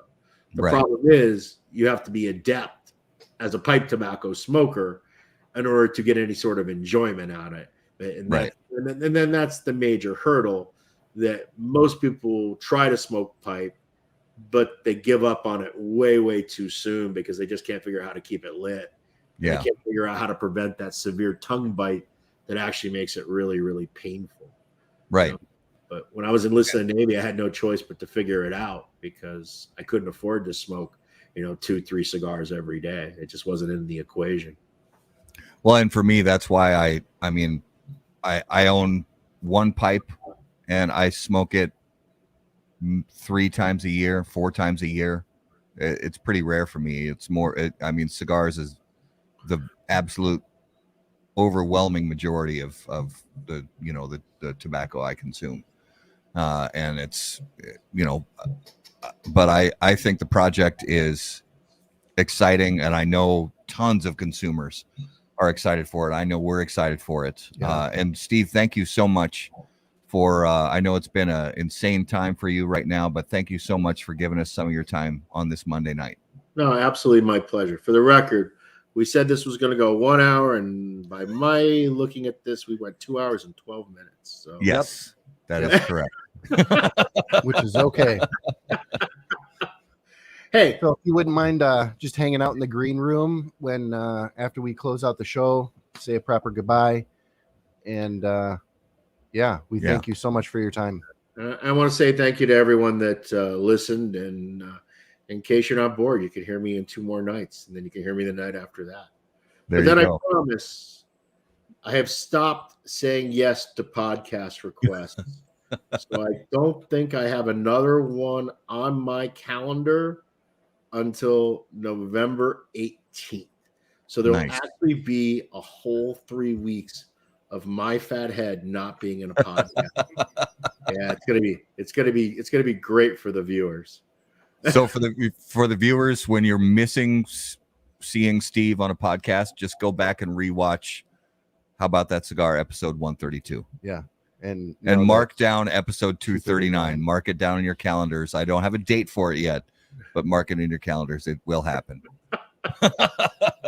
All right, viewers and listeners, thank you guys so much for making How About That Cigar part of your regular podcast rotation, part of your regular Facebook and YouTube viewing rotation. We appreciate you guys so much. For Garrett or myself, if you guys have questions, email us from the website, howaboutthatcigar.com. Make sure to follow us on all social media at HBT Cigar. And of course, until we see you guys next time, burn cigars, not bridges. See you guys. Thanks everybody.